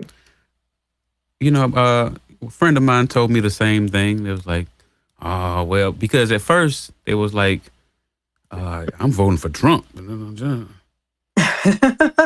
This is wild. This is like beginning of the year, right? Now all this stuff about Trump, and then Kamala has come out. Madam Vice President Kamala Harris. Want to get her title right. I know she black. We don't want to be so familiar, though. Kamala. Right, that's my girl. Right. But Madam Vice President, since she wants to be the president now and all of it, and everybody's rallying behind her. My friend, I went back to him. I said, "You still voting for Trump?" He was like, "No, I'm not voting at all now, man. Same situation." And I was just like, I was there before, especially when it was Trump against Hillary, and then they came out about the stuff about Hillary. Just like, oh no, now so it just gave me a whole thing where like I don't want to. And I think the media wants us to be in that, don't think about voting, don't worry about voting, because if people aren't thinking about voting, now what? We can just go build a road and because we got enough money, So you're absolutely right about that. So, I asked them about that and I was like, listen, what we can do, we still have to vote for who we think the best candidate is. Stay involved, stay informed, but don't just say you're not voting. Right. Because you can give them the liberty to say, well, people aren't voting anyway, so why are we setting up these polls and why are we doing all that? Yeah. Let's just get rid of all that. Let's just, Just get rid of all that. Yeah, if you don't, it's just like if you don't use it, you lose it, right? So yeah. It's mandated. It's old school. It's obsolete anyway. Let's just right. Yeah, because just govern ourselves. Especially when it's the thing that when you feel like, I understand when you feel like your voice or your vote doesn't count. Yeah. And to be very honest, in some cases it does not. To be perfectly honest, in some cases you can stand up there and rah sis boom bye and press that button and get the hanging chads and all of that, and it's not going to matter. And that's another story for somebody who's smarter than me with this whole electoral college thing. But that is where it's in that situation where your local and regional elections are so important. Even like in smaller cities, some of those, actually not even in smaller cities, and right here, some of these elections, these city council, commission, whatever elections, the winner is by a difference of dozens or 100 people. Right. So if 100 folks would have shown up, then your outcome would have been totally different. So I'm really big on involvement with local folks. I know who my representative is, my state representative. Statewide stuff, I'm not as involved in, but I'm getting there because I am getting more involved with the Black Chamber of Commerce. Okay. So I'm and they do a great job of the Greater Augusta Black Chamber of Commerce and the regional chambers throughout Georgia. They do a great job of interfacing with state and federal elected officials to make sure that this community is top of mind for them. Okay. Yeah. So that's good. I pick up my phone and call Congressman Allen, but if the president of the Black Chamber and also our president of our local Greater Augusta Black Chamber of Commerce is also the president of the Georgia, I'm gonna mess up the name, Georgia Coalition of Black Chambers. So she's a president of both those, Ronique West. So having a voice is really important, and they'll help you too. If you've got an issue you want to have addressed, first join the chamber, really affordable, and then they will assist you with whatever your needs may be, whether it's personal for your own home or whether it's for your business. They do all sorts of business training as well. So, and here's and part of the reason why it was important for me to do this newspaper work, even though I don't know nothing about running a newspaper, is that information is power. Data is so powerful. Okay, so let's introduce the newspaper a little bit, because you did say that was one of the main things you wanted to publicize and talk about. Okay. Yeah, give me some information about the newspaper. All right, I certainly will. So I am the publisher of Urban Pro Weekly. Okay. It was started in 2011 by Fred Benjamin as a print publication. So I acquired the paper in 2021. Okay. Beginning of 2021, and have been utilizing that as a vehicle to tell our stories. I'm a musician and a part-time farmer agriculturalist, but I want to make sure that creatives have an outlet and a voice as well. So that was one of my primary reasons for buying the paper. Also, from a business, entrepreneurship, community perspective, just and really kind of in response to all of the activity and all of the different narratives that the media was spinning in 2020. There was just so much out there. It was, of course, the election, January 6th, it was a whole bunch of bullshit going on. And I wanted to make sure that the newspaper continued to do what it was meant to do, and that was to amplify our voices in the community. Good. Yeah. Tell them how they can get to the newspaper. So you can get to UPW at the website is urbanproweekly.org. And I'm very excited that we're talking today because right now we're transitioning from print and a little bit of digital to 100% digital. And I tell you, it's challenging, but it's a great and necessary challenge, right? So I met with some advisors and some consultants this morning and began to just lay out exactly what it will look like. And I'm excited about that because is shaping into a lot more than I could have ever imagined. You know, I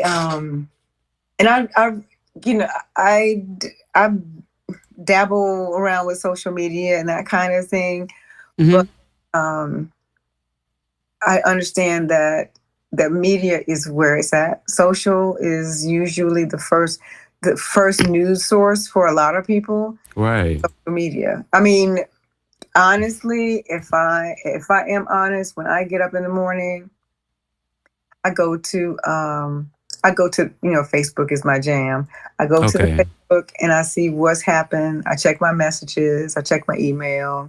I just kind of scroll. But of course, the algorithm does what the algorithm does.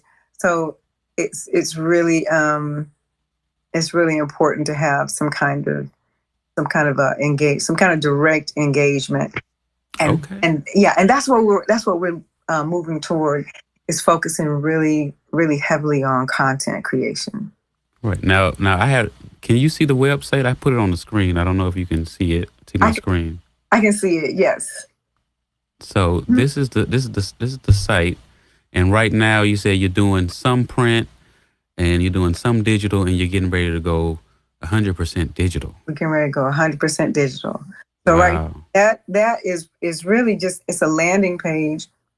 It's got a link to the site where the PDFs, the issues live.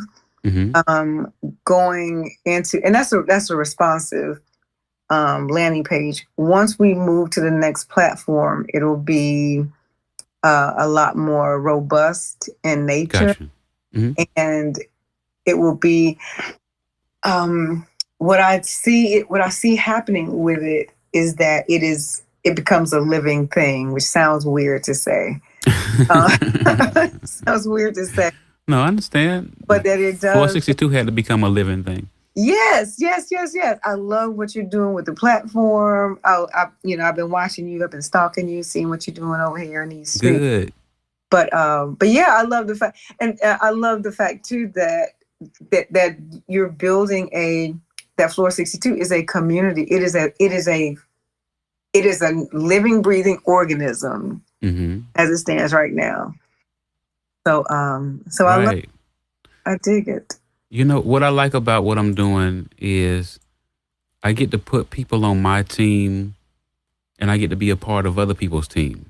You know? So with you being the top of the triangle over here at UPW, you know, I would love to see how I could maybe get some interviews in Augusta for it, or get some content for it, and help publicize it, help be a marketing arm for UPW.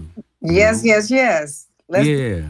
I love it because we need. I know you have your own networks. You're really wide, broad networks. You're everywhere, and then everywhere again. So, okay. I think like this is. I can share this. This is so UPW is a local. It's a local newspaper. It started that. It was all about Augusta. Yeah. And for the past year or so, I've just been thinking about what's going to happen next. What are we doing next? And so the name Urban Pro Weekly, my thought was, well, let's really just focus on urban professionals. Okay. Young urban professionals, really. And so, because right now, folks who are reading the print, the paper, you know, they're older folks. They're folks older. So, but I get all my news. I do check which is why my phone battery was dead early because I was consuming content, getting so much great information, and I love that you are from here. Yeah. You're from Augusta. This is what I was telling to my consultants earlier. Ideally, I want UPW to be able to touch people far and wide. Right. I want to have the base, the nucleus here. But we've got folks who are from here, who went to Butler High School, the best and all of Augusta, Georgia, and who are out doing magical things across the universe, right? Out where you are on the West Coast, folks who are traveling and doing things and making music, making art, running businesses overseas. I'd like to at least start with a local, to use Augusta, the CSRA, as the base, right, as the hub, so to speak. But then talk to folks like Jamal Moore and this young lady who played a concert at Aiken over the weekends. Got this concert truck. She graduated from Davidson. Oh wow! I didn't meet her, but I was like, our folks are, our people are everywhere. Yeah. And, doing magical, mystical things. So, and I think too, when younger folks see this level of Black excellence, so to speak, excellence in general, but especially Black. Okay. They know that, hey, I can do that too.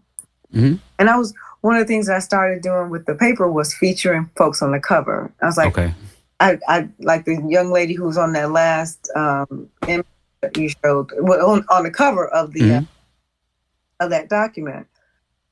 She's a teacher. She had an opportunity to go up in a plane. That's one of the images, beautiful. But I want to see people who look like me, who are making real, measurable magic and change in this community. I need to, and the people who need to see that, they're not going to pick up a newspaper. I got it. They're not going to do it. So we got to go. We got to go where they at. That's right. That's right. Yeah. Well, that's what this platform is about. And that's what your platform is about. So I'm looking forward to we gotta go. We gotta take them to floor 62. That's right. Sometimes the railroad ain't underground. It's above the ground, way above. Way above ground. Way above. Way over their heads. Yeah. But that's it. The last tier I want to go over, of course, is our premium member. Now, keep in mind, we have voting rights, and I think that's something that helps a community grow. Some of the communities that we've joined online never really asked us what we thought about the terms and conditions. They kind of gave it to us and made us agree to it if we want to continue using their platform. But the premium members of Floor 62 will have meetings on what will make it better, And so I'm looking forward to that. Floor 62 Voice is coming. That's not here yet, but I'll explain that when it gets here. Virtual question and answer invites. We'll have different events that will just be the premium members. Annual exclusive merchandise. So every year, we may go into the collectibles and get you something, whether it's a bag, whether it's a mug, t-shirt, or whatever. But we'll have some things that we can send to your mailing address, all right? So that's going to be real cool. Let's continue on. GWP. Grind work progress. Pull up, I'm trying to get lit in teens. Vibing up the energy. Pull up. Behind the scene action. Real behind the scene action. You know what I'm saying? You got the goddamn dictionary. Let me know what's going on right now. What's going on? We behind the scenes. No, show behind the scenes. We doing. We Yeah. behind the scenes on Pull Up. Yeah. Little Scrappy feature, Spice Official. Yeah. We actually in Little Jamaica in Decatur. Yeah. Atlanta influences everything. Some Atlanta shit. Yeah. We out here though, man. Watch this, man. Shout out my boy France. Let us use the spot right here in Decatur, man. Shout out my boy Pat. What up, Pat? Kato Brown. What it do? Just, we got the scrap. Yeah. You got one with this, right? You know what we're doing? You know what we doing, man. We going all the way up out there, motherfucker. Big TCE shit. Your mama doing crazy things, driving me wild. Get a no music video. Yeah, y'all know how we doing it, man. On the east side, your boy DJ Trail Tsunami. Check out my dog DJ Samoa. Y'all already know how we rock it. Everywhere we go, we turn shit up. Yeah. What's going on right now? You already know it's your boy Champagne True. We outside, literally outside, as you can see, at the pull-up video shoot. It's gonna go crazy. Yeah. Spice, and we on the east side with it. Yeah, we on some more Jamaican shit. tunes upon your head. You know what I mean? Yeah. Y'all stay tuned. Y'all. Till we both grown, we don't need no phone. Yeah, we had the car wash. Niggas about to. We had to set it a motherfucking pull up. We had to pull up. Shit about to be a motherfucker. Yeah. Pull up on it. Hey, that boy dancing. Oh yeah, we dancing, man. Got down. I'm gonna open the world up. You know what I'm saying? Movie, bro. Pull up on them. You see they pull up on them? Can we just shoot this shit with scrap right quick? Yeah. Y'all fucking with the song though? Yes, sir. Yes, sir. Y'all fucking with that shit though? Let them know. Go ahead. Let them know. My name is Kalani. Y'all follow me on Instagram at Misty Lines, MISTY_LONS_. Okay. But you fucking with the song? Pull up on them. Yeah. What about you, dog? Oh, ladies and gentlemen. You fuck with the song? Yeah, I'm fucking with it. You already know this Boost the Boo out there East Atlanta. You can hit me on IG. Boo Bat. That's BOOBAT33. On IG. Play the music. Roll the track one time for me. Outside. Hey. Outside. You still going on? Still going on. Okay. Queen of that. Dance song. Queen of dance song. Spicy motherfucker. You see her? You see her? You see her? Queen, y'all. Oh, they shooting a movie. They shooting a movie for real. Oh, yeah, cool. I call you. They shooting a movie for real. Well, make sure you do not turn into a part on that track. Spicy, this motherfucker. Queen of dance song. Jordan, as soon as you finish with cinema, watch Country Call with pull up video shoot. Slip right there.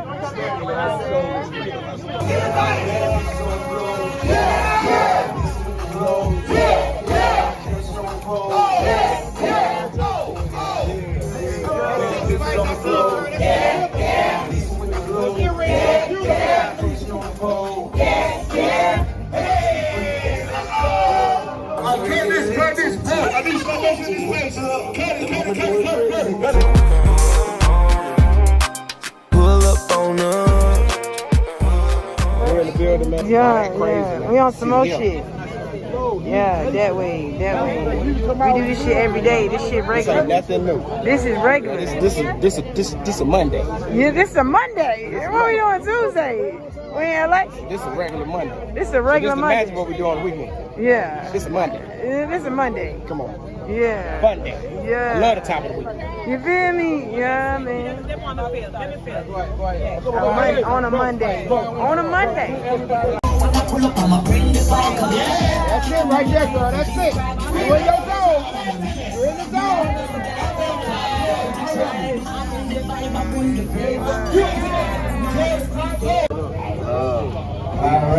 Big Nina, checking in. What we going on right now? What we doing? Big man. You know what I'm saying? We got the heels on? You know what I'm saying? Big Hertha. I'm Hertha. Okay. And I ain't got the heels on today. You know? But you know, a little Jordans. This is a little custom Jordans. You know what I'm saying? They ain't got these. That's all you need to know. But let them know what we doing right now. What's going on right we now? out here, video shoot, pull up on me. You know what I'm saying? We was spicing them earlier, scrapping them, TC shit, big shit all day long, all year round. What we do, baby? Big TC shit. You know what I'm saying? This is community. Got that boy doing choreography. Let's go. Yeah. Come on. Don't play with her. Don't play with her. Come on now, get in there. Let's go.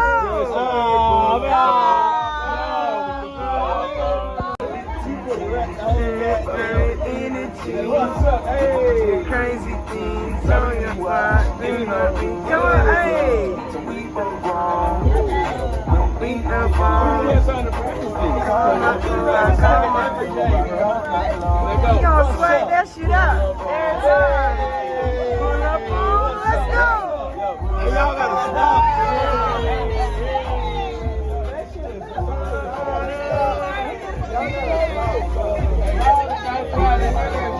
Yeah. Man, listen, But man, you know swagging what I'm that shit out though. You know, you know what I'm saying?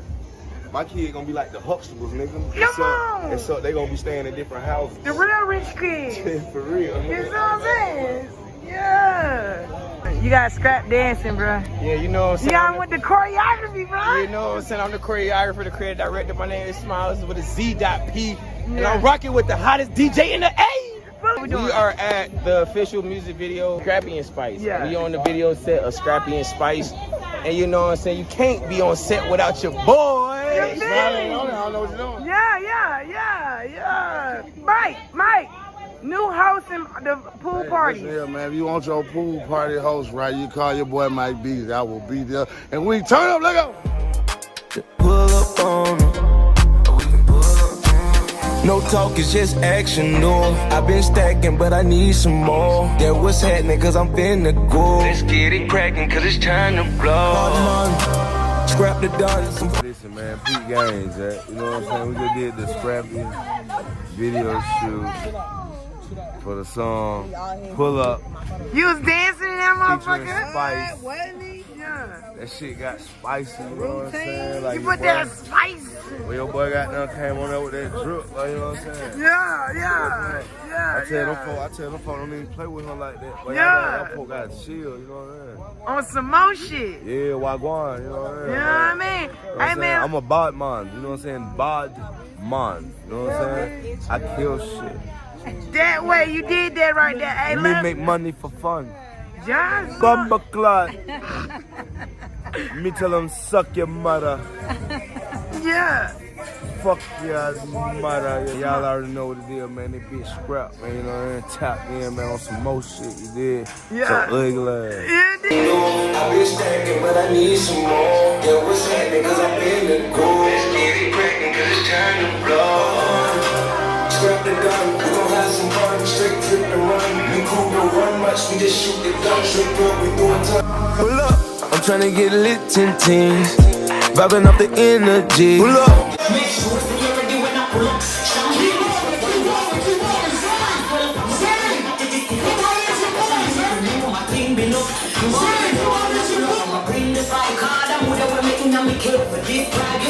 What I don't need a bride, me and call us. I bring the vibe, I bring the flavor. Put you on your wood, now I'm your screen saver. Follow anywhere you follow, I'm in navigator. I'm your best secret, Bitch on the floor, yeah. Decent with the glow, yeah. Dancing on the pole, yeah. Let's go. Bitch on the floor, yeah. Decent with the glow, yeah. Dancing on the pole, yeah. 1, 2, 3, 4. Let's go. I'm trying to get lit to vibing up the energy. The mama doing crazy things. Loving me watch, get an OG. Till we go wrong. We don't need no harm. I call your crew, I call my crew, I call my long. Pull up on me.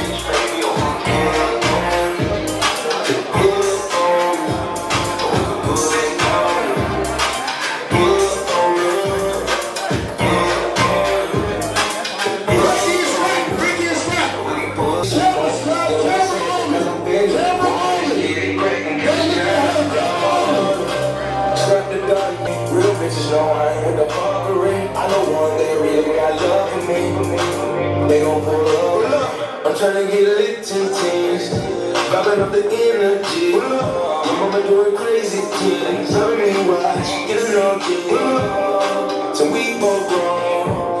We don't need no fun. Call your crew, I call my crew, I call night long. Pull up on us.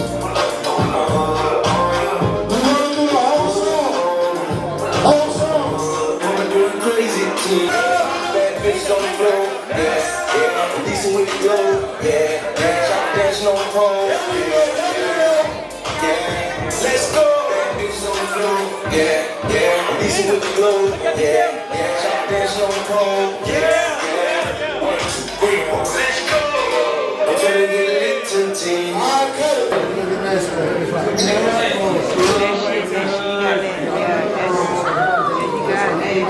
Got the drinks in there, motherfucker. Email. Yeah, you know what I'm saying? I love everybody in this bitch. I'm Kane, supporting my boy Scrap, my nigga Stroke, my nigga Kano, Finesse Lounge out this bitch, Kelton Highway, Decatur, Georgia. What these? What Soldier? Oh no. What TT?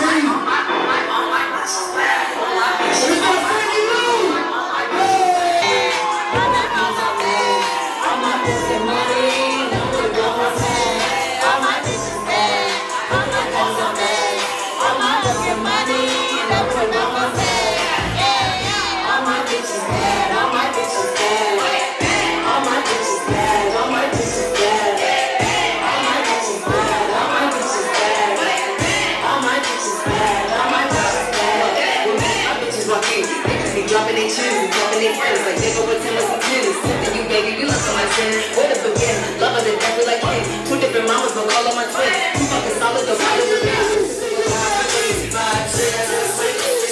This real best friend out. And me and my besties out. Gotta take a picture out. And when she do a little twerk, I be screaming, go best friend out. You never had a friend like mine, that's fine. And she might stop playing about mine, yeah.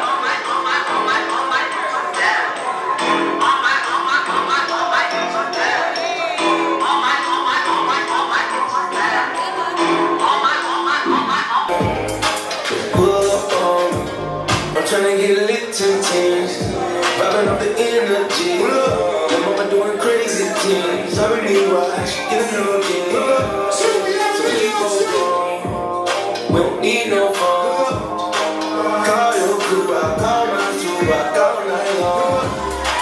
Pull up on.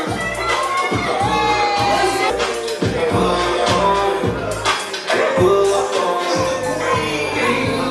Make sure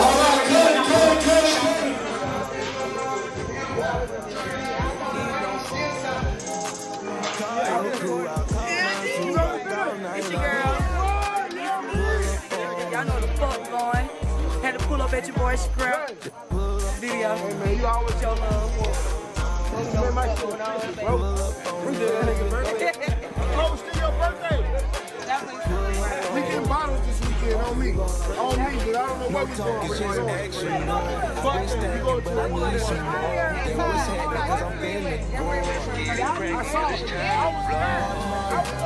Scrap the dog, we gon' have some fun. Straight drip and run. We cool, don't run much. We just shoot the guns. If you through a turn, baby, I'm the one. Walk on. Bitches know I'm the fuck with.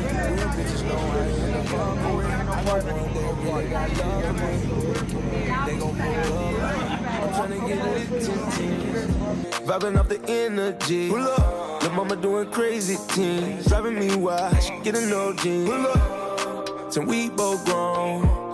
We don't need no phone. Hey, what's happening? It's your boy Big Scrap. You already know the deal, man. It's the premiere of my new single, Pull Up, featuring Spice. You feel me? Some more show. You dig what I'm talking about? All I need is some more right now, you know what I'm saying? Pipe it up and roll it up. Oh, you know? Yeah. Rockstar with the casa. GWP. Grind work progress. Pull up, I'm tryna get lit 10 teams. Vibing off the energy. Pull up, your mama doing crazy things. Driving me wild, she getting no jeans. Pull up, till we both grown. We don't need no phone. Pull up, call your crew, I'll call mine too. Rock all night long. Pull up on it. Pull up on it. Pull up on her. Pull up on her. No talk, it's just action, no. I've been stacking, but I need some more. Yeah, what's happening, cause I'm finna go. Let's get it cracking, cause it's time to blow. Walk one, scrap the done. We gon' have some fun, straight drip and run. Me crew don't run much, we just shoot the gun. Strip club, we do a ton, baby, I'm the one. Walk one. Niggas know not to fuck with me.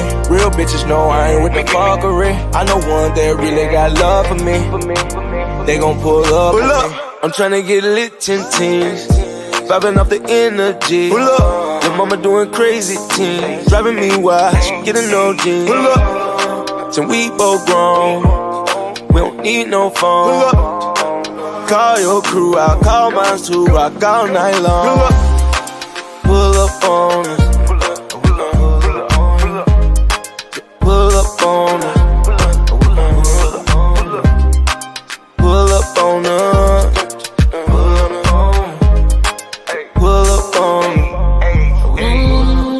Make sure say you're ready when I pull up. Champagne pop up, wine glass cup full up. Ass well fat up, I pull up, my titty stiff up. Got a couple mil up, you know my thing been up. Boy, you know when I pull up, I'ma bring the vibe. Card I'm mood when me in a me cave. Describe you so fly, swag I don't need a bribe. Me and a dozen gal I pull up, call us the pretty tribe. I bring the vibe, I bring the flavor.